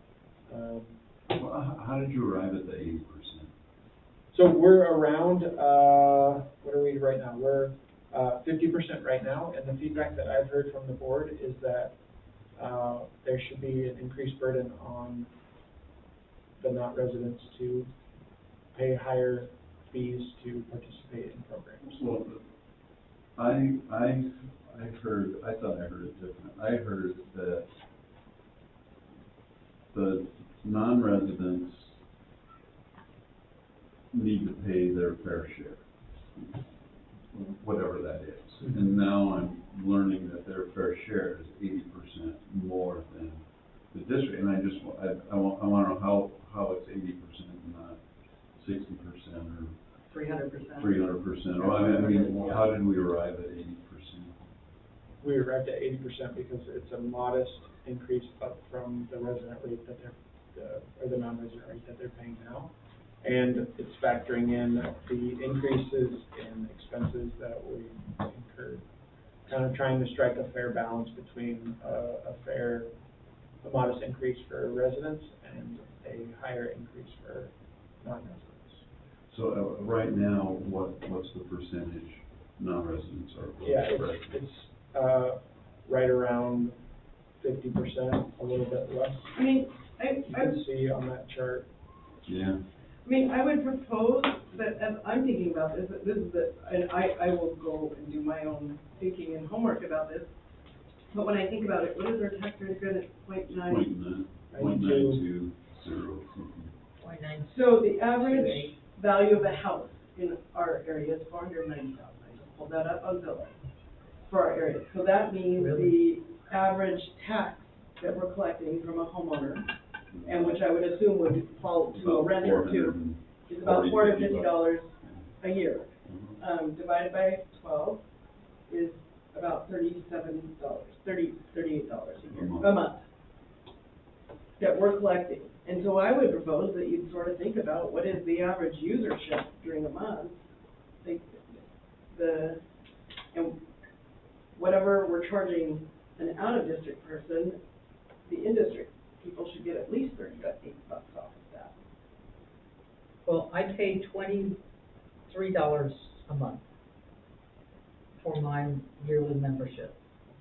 No, that's not your taxes though. So you're paying for your No, membership. but that's plus your in taxes. addition to my taxes. Correct. So if your house is the average price, you're already paying $450 a year. Yeah. in your taxes. Okay.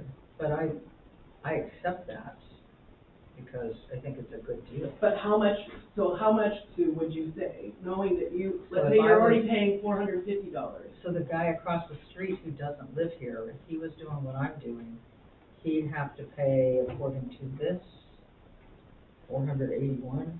He probably can afford that. But how do you feel, so you're paying $450 in taxes plus your My 250 22 per month, per month? and he'd be paying 40 per month, Yeah. plus his, So is that fair? Now, that's my question, is that fair? That somebody who So doesn't. are you suggesting then that the out-of-district resident actually pays less? They are paid, that is what they're paying. No, but actually pays less when you all in the tax rate and so on. That's what I'm saying, yeah, right now they're paying less.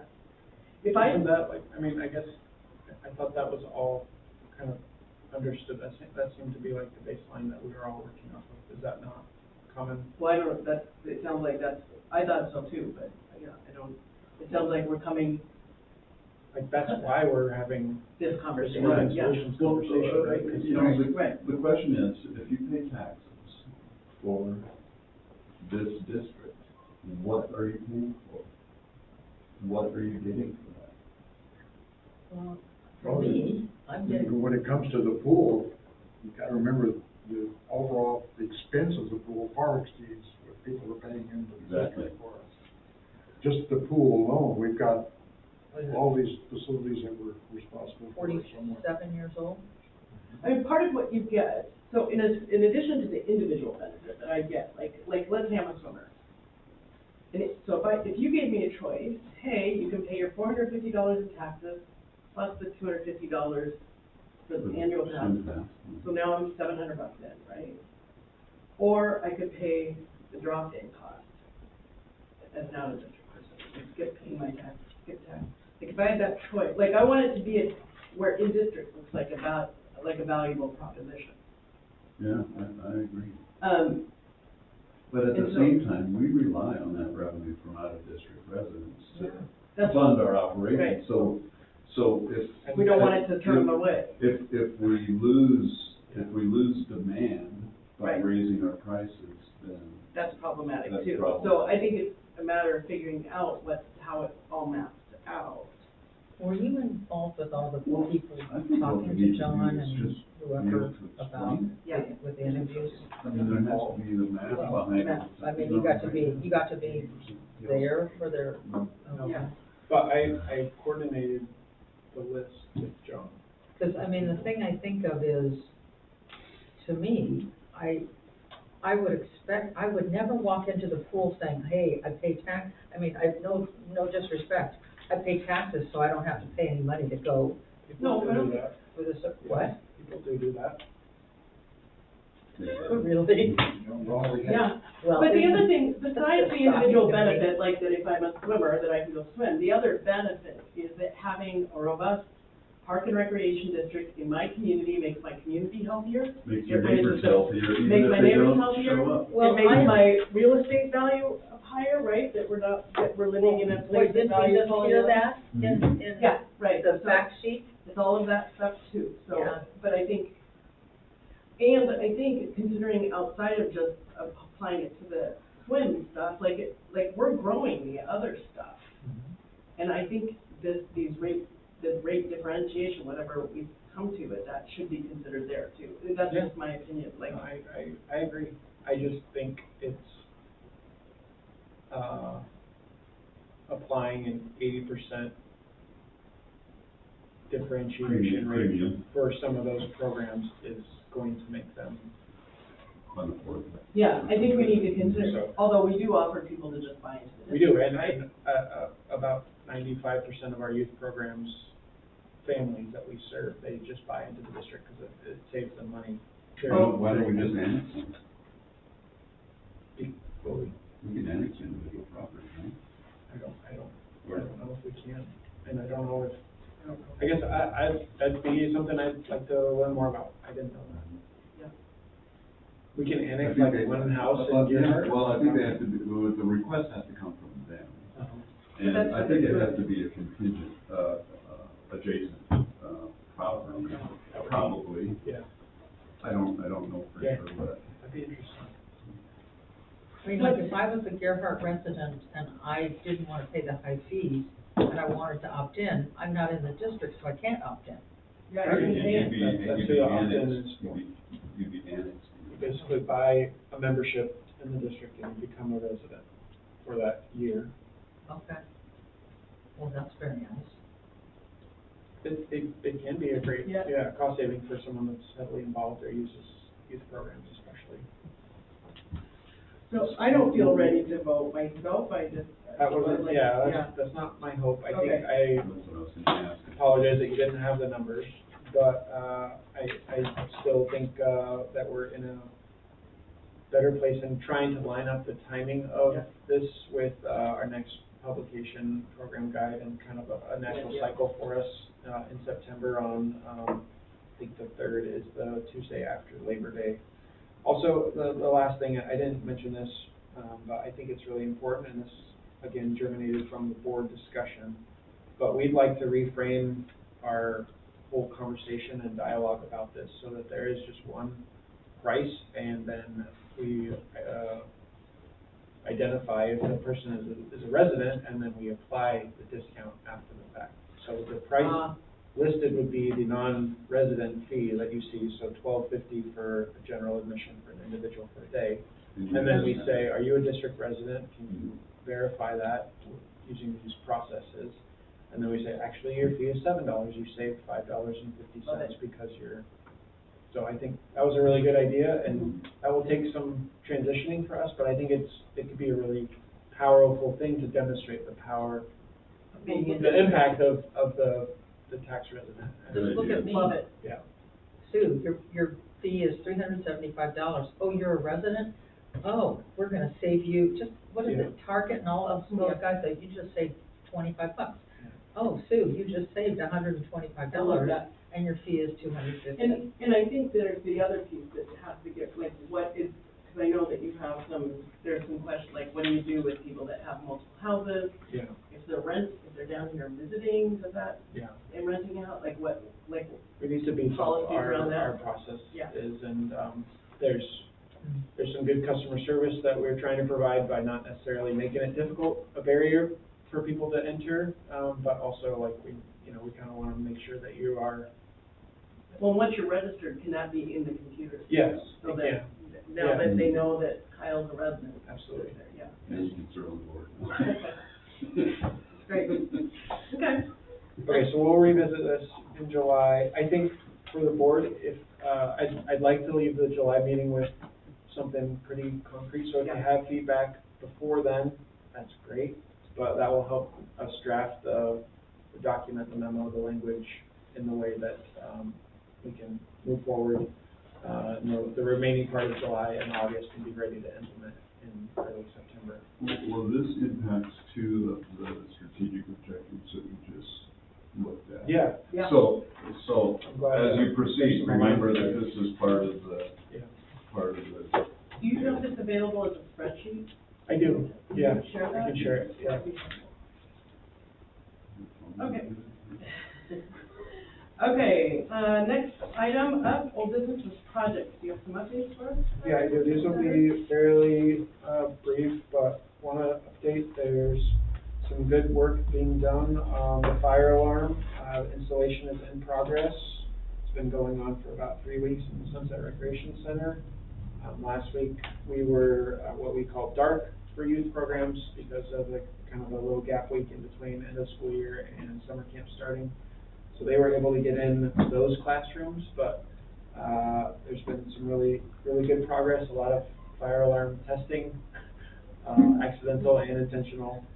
We'll have a inspection or a progress inspection meeting with our team, project team with Convergent and Chris from Klosh Group, next week on the 3rd, so looking forward to that, but I'm happy that it's underway. We're still slated for, a September completion, of that project, which is great.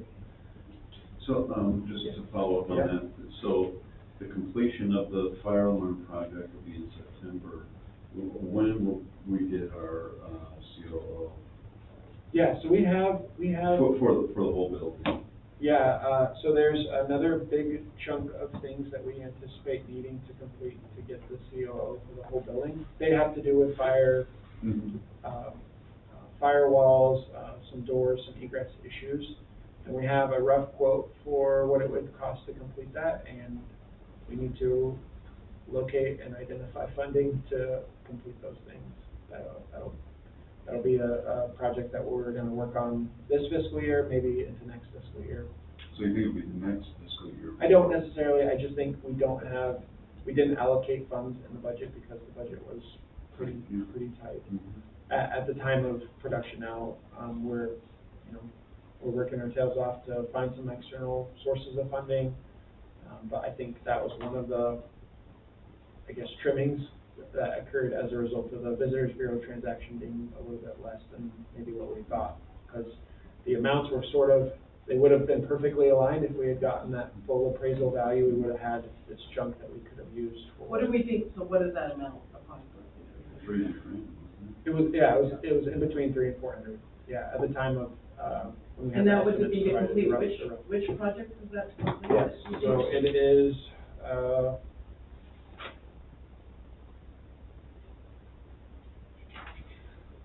excuse me 1 second.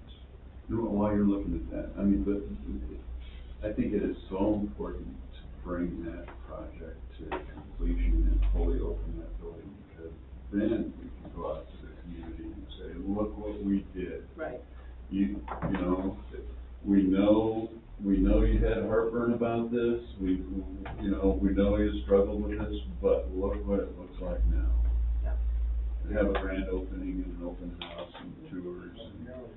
Well, I wanna make sure that it's working, like, if you wanna have a licensed, And preschool. and get a license. Yeah. We got occupancy. You bet. Well, we don't have full occupancy yet till we get this stuff done, so. Yeah, so it has to do with, some exiting and egress issues, some exit sign lighting, some doors, and then, improving or changing out, one stretch of wall that kind of exists in the center of the building to make it more firewall, more rated at a different level for firewalls. The fire rated, Yeah. okay. And we think that's gonna be 300? So the estimate that we got from a contractor that was working with Klosh Group to just provide us I think what they call a rough order of magnitude, Yeah. was 236,000, but it didn't include work on the classrooms, which we could do or we could not do if we reclassified the classrooms to make them a different, Like a weight room or. yeah, a workout room or different something. function within the room, then we wouldn't Yeah. have to do those, but if we did them, then that would be an additional 78,000. It's Now, that the was use- from, it's the use of That was from probably about a year ago, so I am just expecting that if we were to complete that work, it would be. I wish I could dive into some of that work. I've built quite a few firewalls, done quite a few fire rated doors. So I wouldn't mind, have we been writing already, grants? I don't know who because I know we have the one grant. Yeah, Darren's great. Writing grants on that, yeah, I would love to help. Yeah, maybe I can send him your way for some expertise, I think. I mean, I think. We're finding it challenging to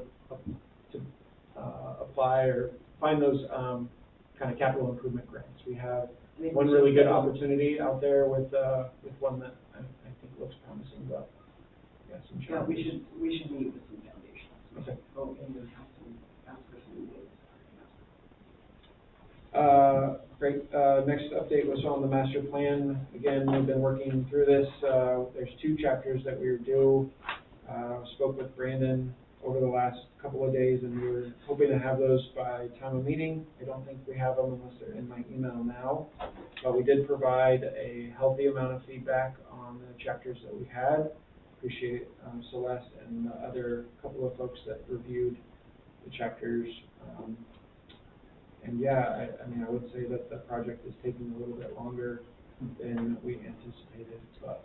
Yeah, I'm just gonna express here, Skylar, you know how I felt on this, I'm gonna verbalize this here to the board. I have a lot of concern about what we're receiving on this. To date, I've not seen any plan. I've only seen research. I haven't seen it. Research that could inform a plan, but I have not seen any plan. I feel like we got more plan out of John today and his scan, and so I think we have to, I'm happy to be involved in that too, but I think we have to reevaluate what the contract said that we asked for and press. We don't even have a draft plan. Well, and the document that we received, I do not, like, it does not check any box as far as the plan goes. It is background information, which is also important, but it's not a plan. And I don't feel like, because there hasn't been dialogue, I don't feel like the plan could possibly represent what the board or staff wants, because that would require if you're gonna do a strategic plan or a master plan, you have to have healthy dialogue back and forth. I appreciate that. Yeah, I mean, it's an iterative process to develop a well-rounded plan, and we just haven't seen that. Yeah. So. Thanks. I have some photos of Broadway Field under construction I can pull up if the board would like to see. Exciting, be watching it. It's coming along really nicely. Yeah, I'd like to see what I've been missing. I tried to take my dog down to the dock down there to take her swimming. Where? Really? Yeah, right at that, you know, on the riverside.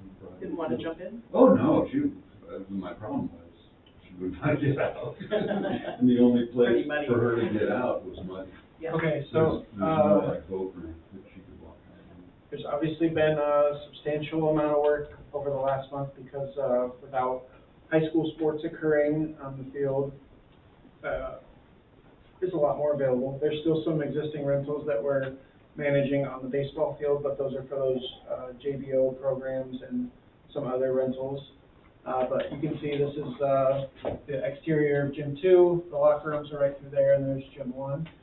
This whole section has been a heavy focus of their work. These are these black large poles are the perimeter netting to protect property owners from foul balls, and I hope that you can, hope that you can see how big they are. They're even bigger in person. They are gigantic. I have a hard time believing any softballs or baseballs will be. I was worried about how many high school kids can fit over one of those. Yeah. We have over one of those bowls. Wow. Any feedback from neighbors? We haven't, and that's also kind of surprising. I know the one property owner that we worked with really closely, her property is down closer to the Head Start building, and I think she'll be grateful, even though there's obviously a little bit of an impediment to her view. I think she'll be glad that the balls aren't there. But in terms of this part of the field, that's totally new. There was nothing there before, so it's very different. I think You can see them from Broadway very easily. Yeah. You'll see this is, the field infrastructure work and drainage on the field is almost complete. They won't lay turf probably for 2, 3, 4 more weeks, but it's almost ready. They've done a lot of this, you'll see it on some pictures. There's some curbing for the fencing. They've relocated, this was the old, there was 2 scoreboards previously. There was one that was used for softball, football, and soccer, and then one that was specific for baseball. The baseball scoreboard has been decommissioned, and this is the football, this will now be the football soccer scoreboard, and it's been repositioned to be more in alignment with the new configuration. Then will there also be a baseball scoreboard? Yes, Okay. I will show you that here in just a minute. Here's some of that curbing, and this is the perimeter fence. This is kind of looking the other direction from what would be the southwest corner of the softball field. So it's a pretty sizable project. you'll see, this is the kind of outfield fence. It's not a perfect outfield fence like at, you know, Yankee Stadium or something, but it works for the teams that we have, and it's allowed us to keep the baseball field in use. Another thing that they're doing right now is kind of building the footings for the dugouts and the backstop and all that stuff. So, You can see those poles in the background. yeah. No, it makes me want to paint those poles. Makes me want to paint that building. Yeah, that building could use some paint or a mural or something that we're realizing now it's. I was thinking that yesterday as I drove by it, like, do we need to paint or get a project going?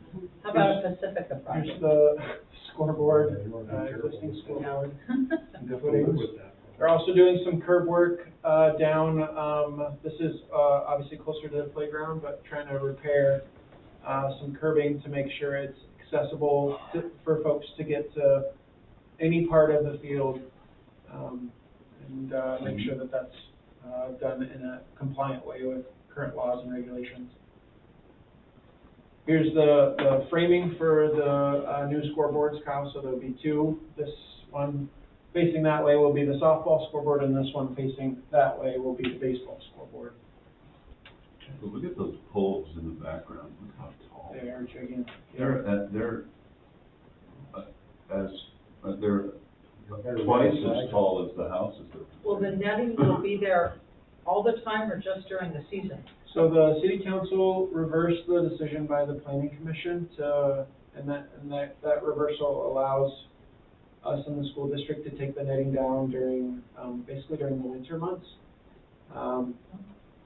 Does seem possible that the netting removal and installation will be very challenging. So I'm interested to see what the product looks like when we get here. The net is going to come, I mean, basically there's three poles, two sections of net for each kind of section. So it's going to be a pretty intensive project, but yeah, I think it's an improvement and it definitely will protect property. The other thing that's been completed, sorry, this picture did not turn out great, but the Hirsch the Hirsch Family Training Facility is ready to be used. We're not permitting use of it right now because it's in the middle of a construction zone that has a lot of activity going on around it, but it's complete. The punch list was completed. The bathrooms are ready. The concession stands are ready. The building's been put back together as it was, maybe better, and it really went well. That's so impressive. Nice work. I feel like great. I had very, it didn't have anything to do with it. It's pretty astonishing how well it went to me, even though they only had to move it a little ways. What is our, like, how much management of any of these pieces are we having, and is Plosh supporting us in that? Or Yeah, is, Plosh. like, how is that all working? Yeah, so I have a weekly project team meeting that the school district has invited me to be a part of. So every week we meet with the owner's rep from the school district representatives, and then their construction team. Camp and Jagger is their general contractor that's doing the project. Mm-hmm. And occasionally they'll invite part of their project team. Big River has done a lot of the site work. ZCS is their engineer, so they'll be there at that meeting. We're kind of working through the challenges. We're talking about logistics. We're sorting out how the farmers market flow will be impacted by this. But in terms of financial, our obligation hasn't been any. But we obviously want to represent the district since these are facilities that we'll be managing and taking care of when they're completed. It's kind of a unique position of trying to make sure our voice is heard, but recognize that maybe we don't have the largest stake, Right. Financially speaking. So they're repaying us for our contribution to this project, is that right? We aren't financially contributing anything to this project. But are we being compensated for administrative overhead? We're not. No, I think, there was an expectation that our administrative time would be Free. as part of the good faith partnership. Okay. Now, I do think that there's something to be said, something to be considered down the road, is the property that we've allocated for this project and how that impacts future projects with the school district. And I think that we're all hoping, especially, sorry, I guess I'm speaking for myself, and I think for Celeste that worked on the intergovernmental agreement, we're hoping that the school district's future projects, including the locker room, will be something that really benefits both their programs and that building in the future, as not necessarily a trade-off, but as sort of another part of our partnership. From my perspective, I'd put it a smidge higher than hoping, because it's an expectation, because it was written into the Yeah. Okay. that they're gonna cover the cost of that renovation. What upgrades in the locker room? And they have said they would do the locker. Right, Yeah. yeah. But that's in the IDA. I'm coming to think that our That would be- investment in administration is significant. Well, and we do have the IGA that does have some administrative costs in the programming oversight, but in this particular project. In the construction The project. construction project, but they're covering our contractor time. They are. So if we have money going out, they're covering that. Of course, yeah. But Skylar's time is not, I know, and we need, Which is we valuable. need Skylar's Yeah. time. yeah. I think that was part of the trade-off, because we did consider that when we entered into the agreement with them. But- Well, I'm just remembering Chris Corder's reaction We agreed and to taking this thing down. And the fact that it's been able to, first of all, stay intact and maybe even be a little bit enhanced, that's just a benefit for all of us. Yeah. That's just so, I was, holding my breath that when I watched it inch, and I'm like, look how they reinforced the beams inside and what they've done to make it move. But I'm just so impressed, grateful. I think, yeah, it's a great point, and, yeah, walking around a little bit with the team last week as they did the punch list on the Hirsch, it was, again, a good reminder of the potential of the space, and seeing it kind of, be realized is really awesome to have. They will have the capacity to have a baseball game, a softball game, and we could have one or two teams in the Hirsch facility all at the same time. And that's not even to speak of the activities that we have in the pool or in the SRC or, maybe it's a market day or whatever. So it is really, I can't remember who coined the term first, hub of activity, maybe it was Celeste probably, but. Actually, that was Catherine. Okay, well, there you go. So, Because I kept feeling I it. just think that this is gonna be a really awesome center of recreation, amenities, and supporting athletes and, our community that, it took a little while, but we finally got this, I think, pretty figured out and dialed in. Sorry. Thank you.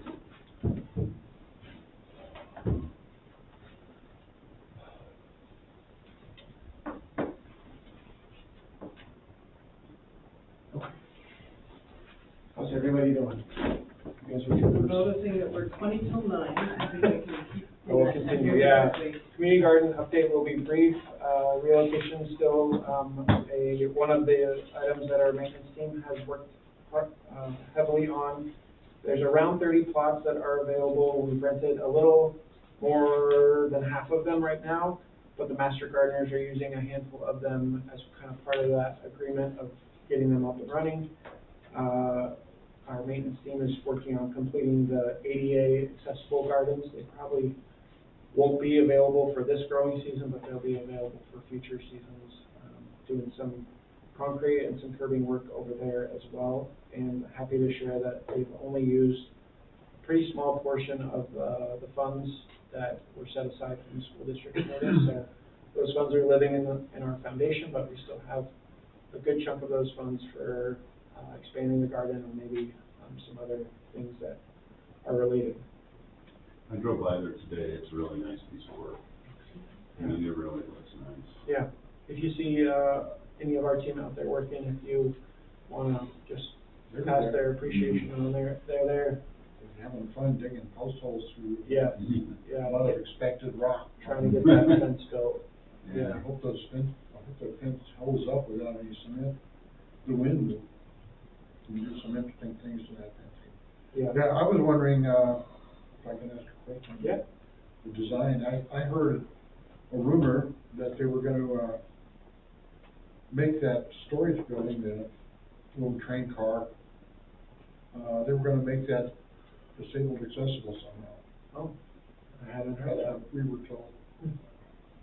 But, like I said, as far as this rumor, I haven't seen a design plan of any kind, or, no one's seen anything, maybe the master gardeners have seen it, but I was wondering, the cement work and what they did on building the ADA beds I was surprised how high they built them, but they do have to get soil in.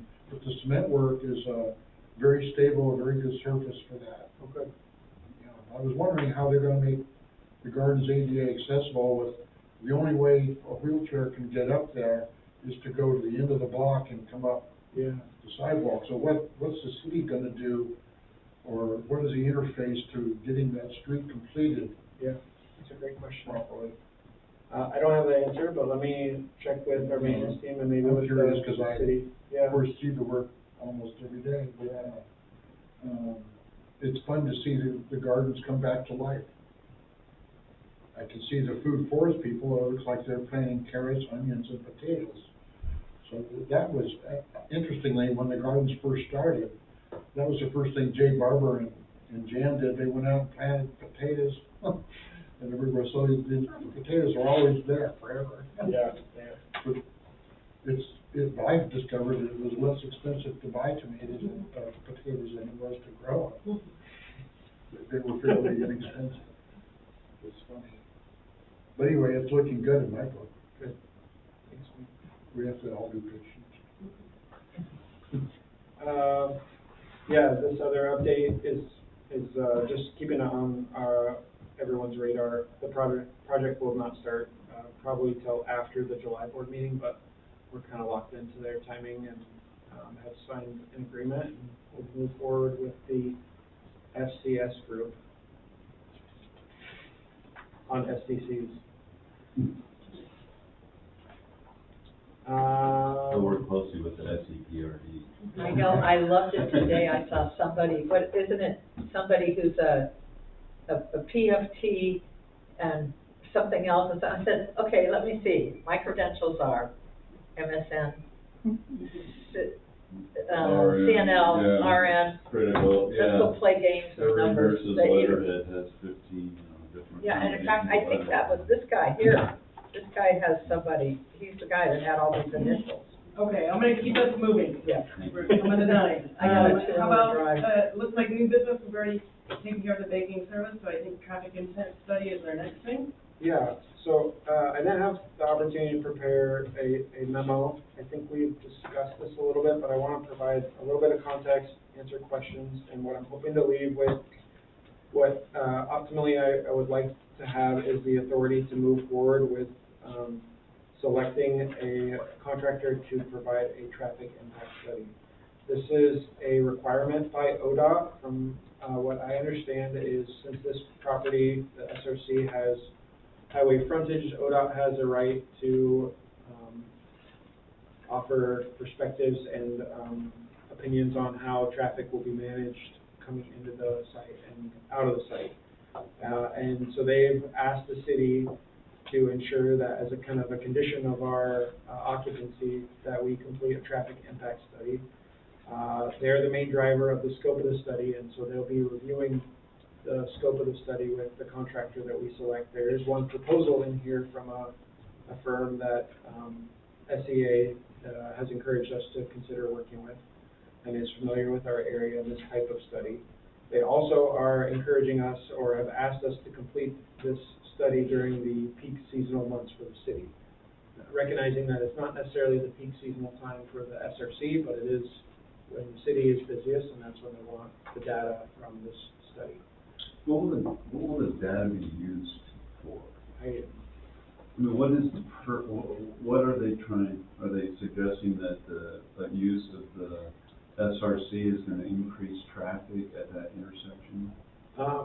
I am not sure. That was kind of what I thought, but given that they fully know, like I've explained, that the SRC is not busiest in the summer, probably. Outside of Wednesdays because of the market. it's busier during the school year or during like a PBL tournament weekend. I think they want to use the data for what they expect, like trip generation for the SRC, plus this is the maximum amount of vehicles that are moving through Seaside on a busy, on So a they very want to busy use day. it for other reasons.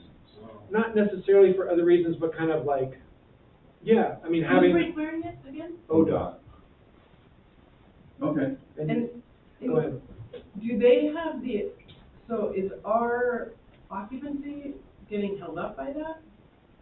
Yes. Partly, Yeah. So- The city has basically asked, has directed that we have to have a traffic impact study, and it's been clear that it's actually not the city that's directing it, it's ODOT. No, you don't send it. So will there be something that comes out of this traffic impact study that could, affect our use of the property? Potentially, I think it's probably, what I understand, it's more likely that they may offer, directives on how to improve, access to the property and exit to the property. Feels a little bit like we jump a hoop and then they put another hoop. And then we jump a hoop and then we have another hoop. And my concern is, where is the end of those hoops to get our occupancy permit? Well, and interestingly, just as you're saying, at the planning commission meeting, the drilling just kept going on about the parking. That one, I think actually, considering all this didn't even come up until the softball field and the school district leased Broadway field, the plan came out for redoing the parking, creating parking and access on the north end of our SRC. And I think, they're gonna be looking at the potential traffic change there at that left turn.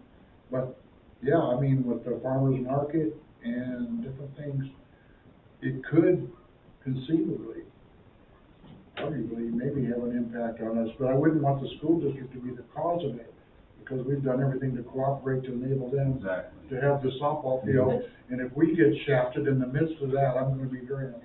Well, that's what I mean. So in some ways, it seems like part of what's driving this is the use and the new construction for the softball field in the school ought to be paying for this traffic study.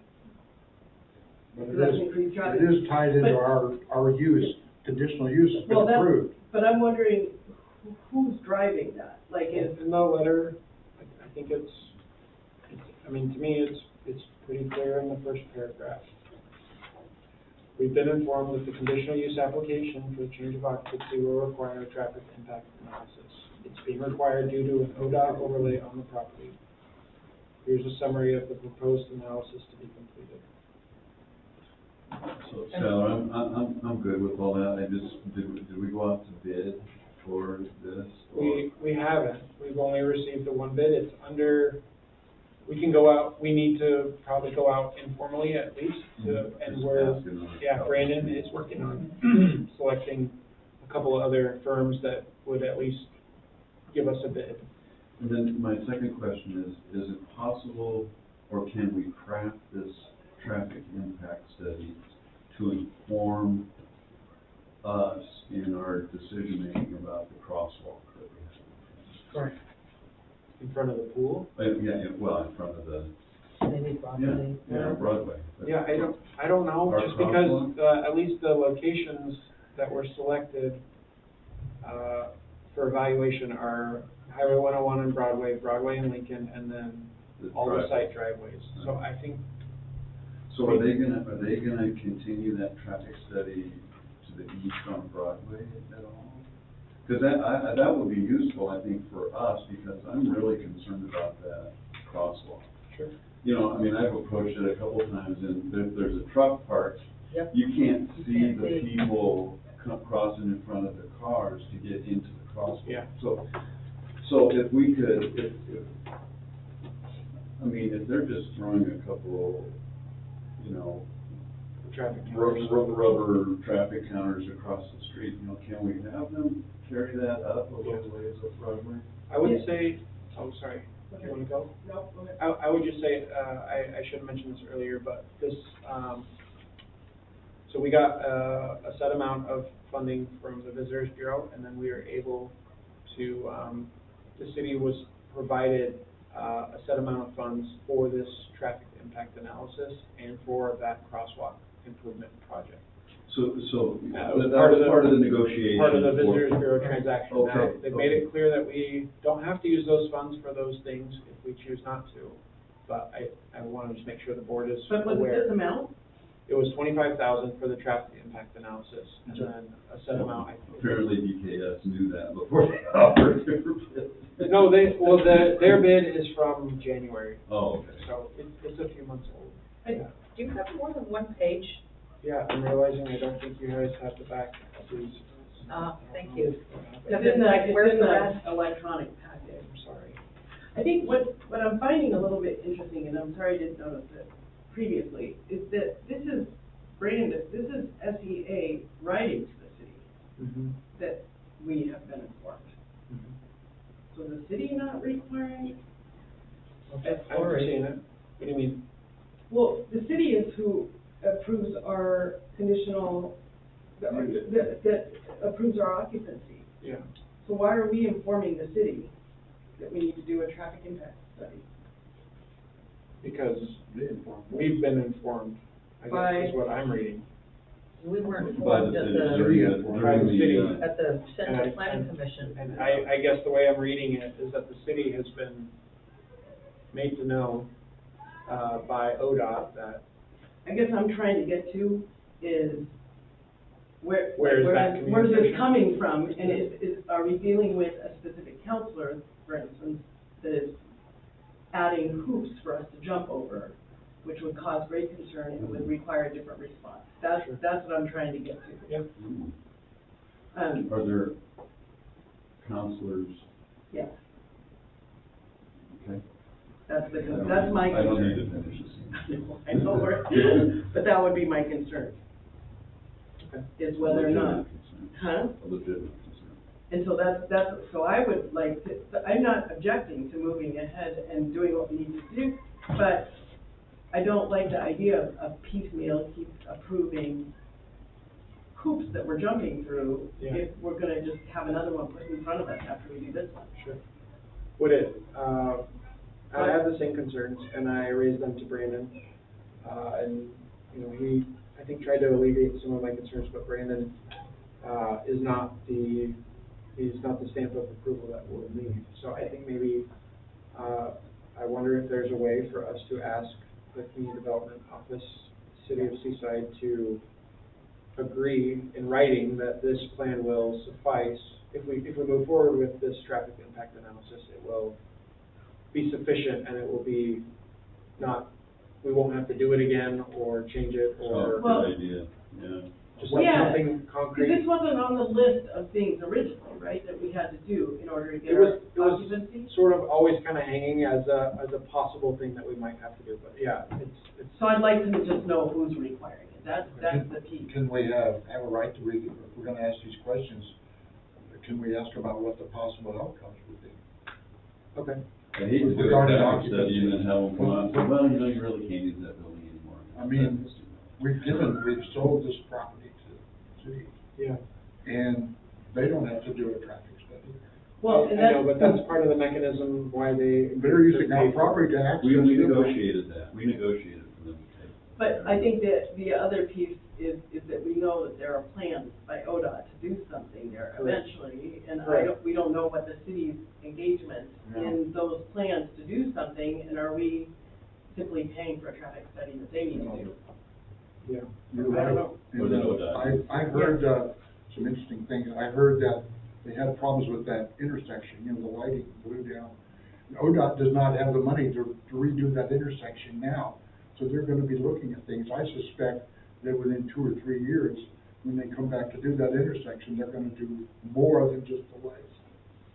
That may be when they decide to redo the intersection. There's definitely problems there. Yeah. Well, does the city's, South Side Urban Renewal Plan go all the way up to Broadway? Excuse me?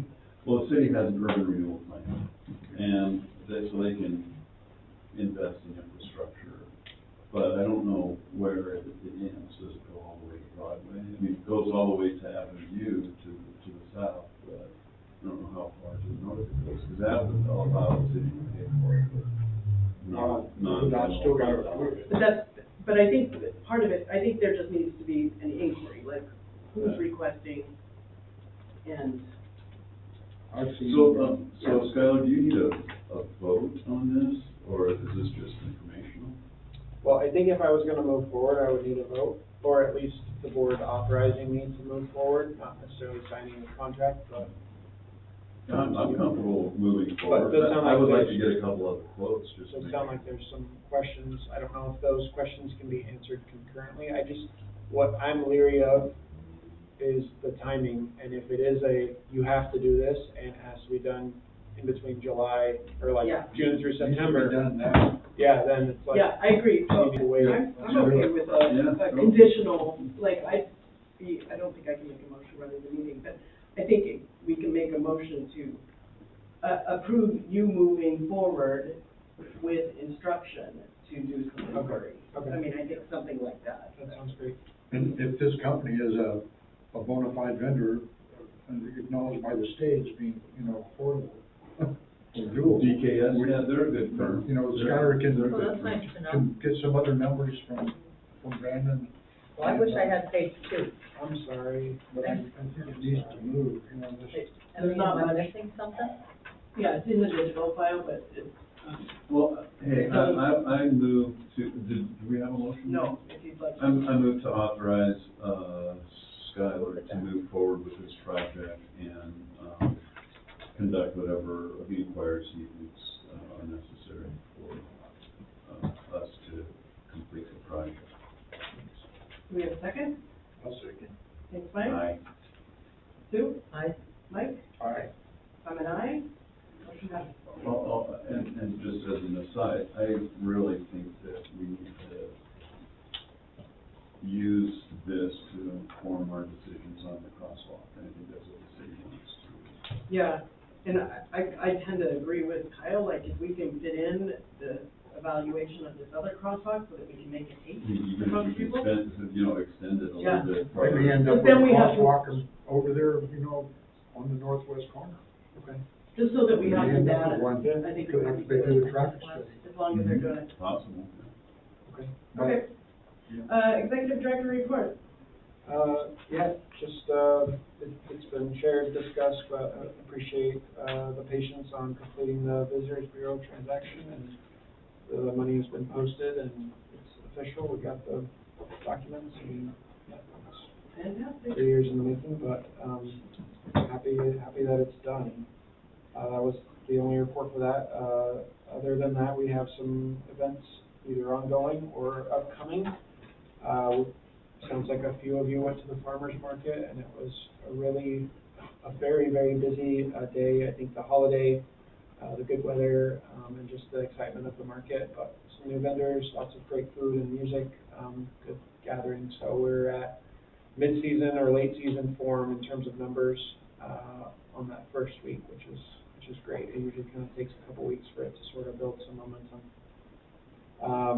We'll be having a float at the 4th of July parade in Seaside, so if you are around and would like to participate, walk in the parade. I'm in. Yeah, let me know.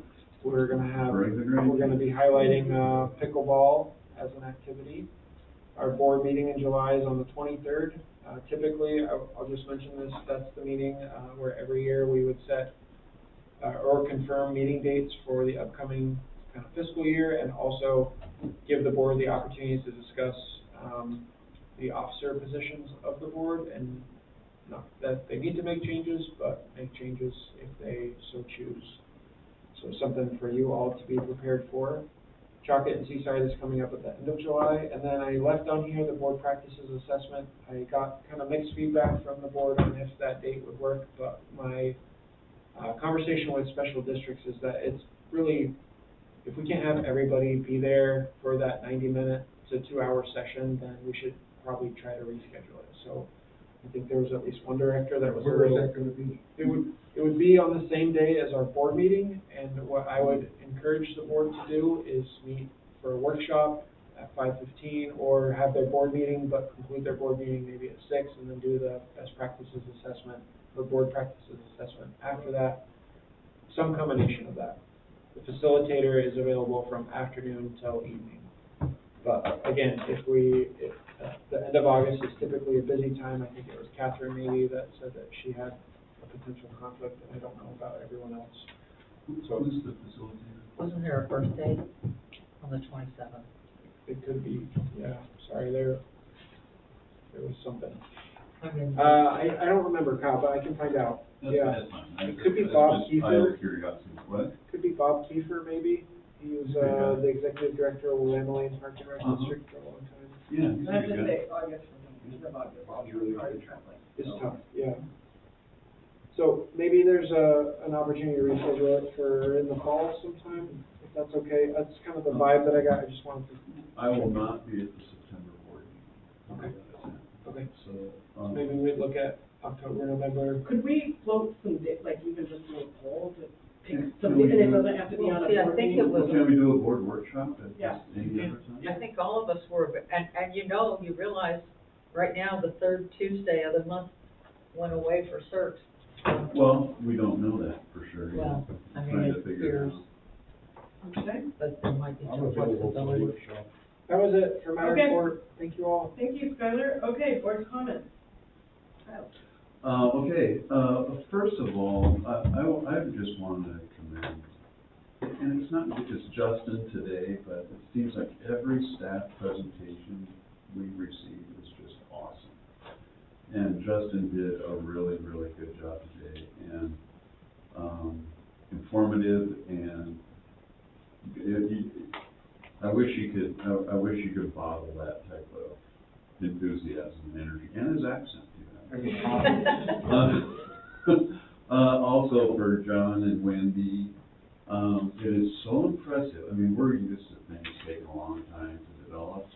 For John, was it the March or April board meeting, and he's turned around and it's June, and we've got this information, keep him in your card file because Very professional.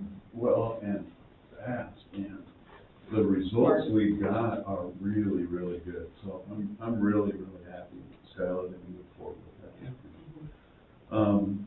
And, the budget this time of year is always a psychotic time. And for Chris and Darren and Skylar and all the other people who helped to put together the budget, thank you, because it's tedious and it's difficult, and there's a lot of ways to mess it up, and we did a really good job, so I'm thankful for that. Finally, my last comment is the Marty issue. I don't know what the issues are. I care because one of our patrons cares, but this is something that needs to be managed through administration and not through elected people, in my mind. That the work needs to happen on the street, not in the boardroom. So I'm hoping we can get Marty's problem solved, at least come to a conclusion with her that she feels okay with, and if we can't, we still got to be right by our employees. So that's all I have. Thanks, Kyle. Sue? I want to just basically reiterate the quality, the caliber of quality of employee and level of depth of concern and compassion for our Sunset Empire Park and Recreation District. I think we've got excellent staff. We're hiring consultants for the most part. I'm really a little confused about the master plan update, but that just are exemplary and fill in that mission statement that we are promoting for the patrons and the people that live in this area. I appreciate the statement that this is July is the month for Park and Rec that's honored, and all those facts that we really do aim to make our mission to support and collaborate and make those truisms in this community. And I think that people deserve to hear that, more than, they may know. And then may go toward some of our positive image to make sure, hey, did you hear? There's this proclamation, but these are facts. And making sure that people know about them, because I thought that was interesting reading for me as well as maybe for somebody else. Justin's always amazing. I'm really impressed and nice to meet James, and grateful for his expertise and contributions, as well as numerous others, you know, like Darren, but also Carolyn, in what she brings to this global family here that is a hub network for us. I want to most importantly say thank you to our board, thank you to Skylar, but I also want us to remember, right now I'm spending my time away and in a life and death situation, and just remember what's really important, you know, that we're all here with a bottom line for play. And every complaint is a gift, but every complaint also needs to be looked at how can we, I mean, we're not gonna please everybody, and we're gonna do our best. But the bottom line is, every person has a perspective, and we're all wanting to recreate, and we're all wanting to do something positive for our health. And as I said, in my situation right now, where I'm not even here because of a life and death situation, I want us to remember what's really important, because 100 years from now, it will not, you know, it will not matter what we said here. It will matter what impact we had on our community. And I think there's such perspective here and such positive ability, and we just need to all get along. We need to work together, and we remember to play. Thank you. Hard to top like Kyle and Sue were saying. I did appreciate Justin's presentation. He was very sharp, and he exudes quite a bit of confidence and balance. And I thank him for that. It was a jam-packed meeting tonight. We've got a lot of things talked about. I just have one other thing maybe to mention. I thought it was interesting to meet James Massa, and I think your point about, you know, meeting the award winners is significant. It's good for us to do that. It could be that some people actually are working, or have families, or have precious time off. They can't be with us, but maybe this time of year vacation. Hopefully Catherine's having one. I was wondering, was one thing I was thinking about today. I picked up my board packet this morning, and I parked on the south side of the street, and I noticed that the Girl Scouts had they put some new cement around their flagpole and everything. I said, gee, that looks really nice, a fire pit or whatever, a fire pit. And I was noticing that when I got out of the car and I was looking at all this, at the sidewalk, towards the crosswalk, and I was thinking, oh, I'm going to cross the street, so I started heading to the crosswalk, and I realized there was no sidewalk there leading me to the crosswalk, because the city was, maybe I will say remiss. They could have continued the sidewalk down past the Girl Scouts to the next driveway, and that, I think the sidewalk needs to be included in any crosswalk work, because I think people are gonna get out of their car there, and they're gonna see, oh God, I'm gonna walk in that slop to get over the crosswalk. In the rain. I'll just cross the street right here, you know, 2 cars away from the crosswalk. But I think if that sidewalk were finished, that it would encourage people who park on that direction or the other two to walk up to the crosswalk and use it. That is a great point. Yeah, anyway, I mean, I have actually done that. The sidewalk could be finished all the way down to the Legion, but it remains to be seen who is going to pay for the sidewalk. Because it may be an LID improvement. Right. Or the property owners, which would be the Girl Scouts in this case, which has a lease with the county, if nothing else. Maybe the county should pave it, since it's. Anyway, that's my only suggestion for improvement. Everything else is looking really good, and I think it's got it through work. All right, and I have no comments, so thank y'all. Adjourned. Nice job, Celeste.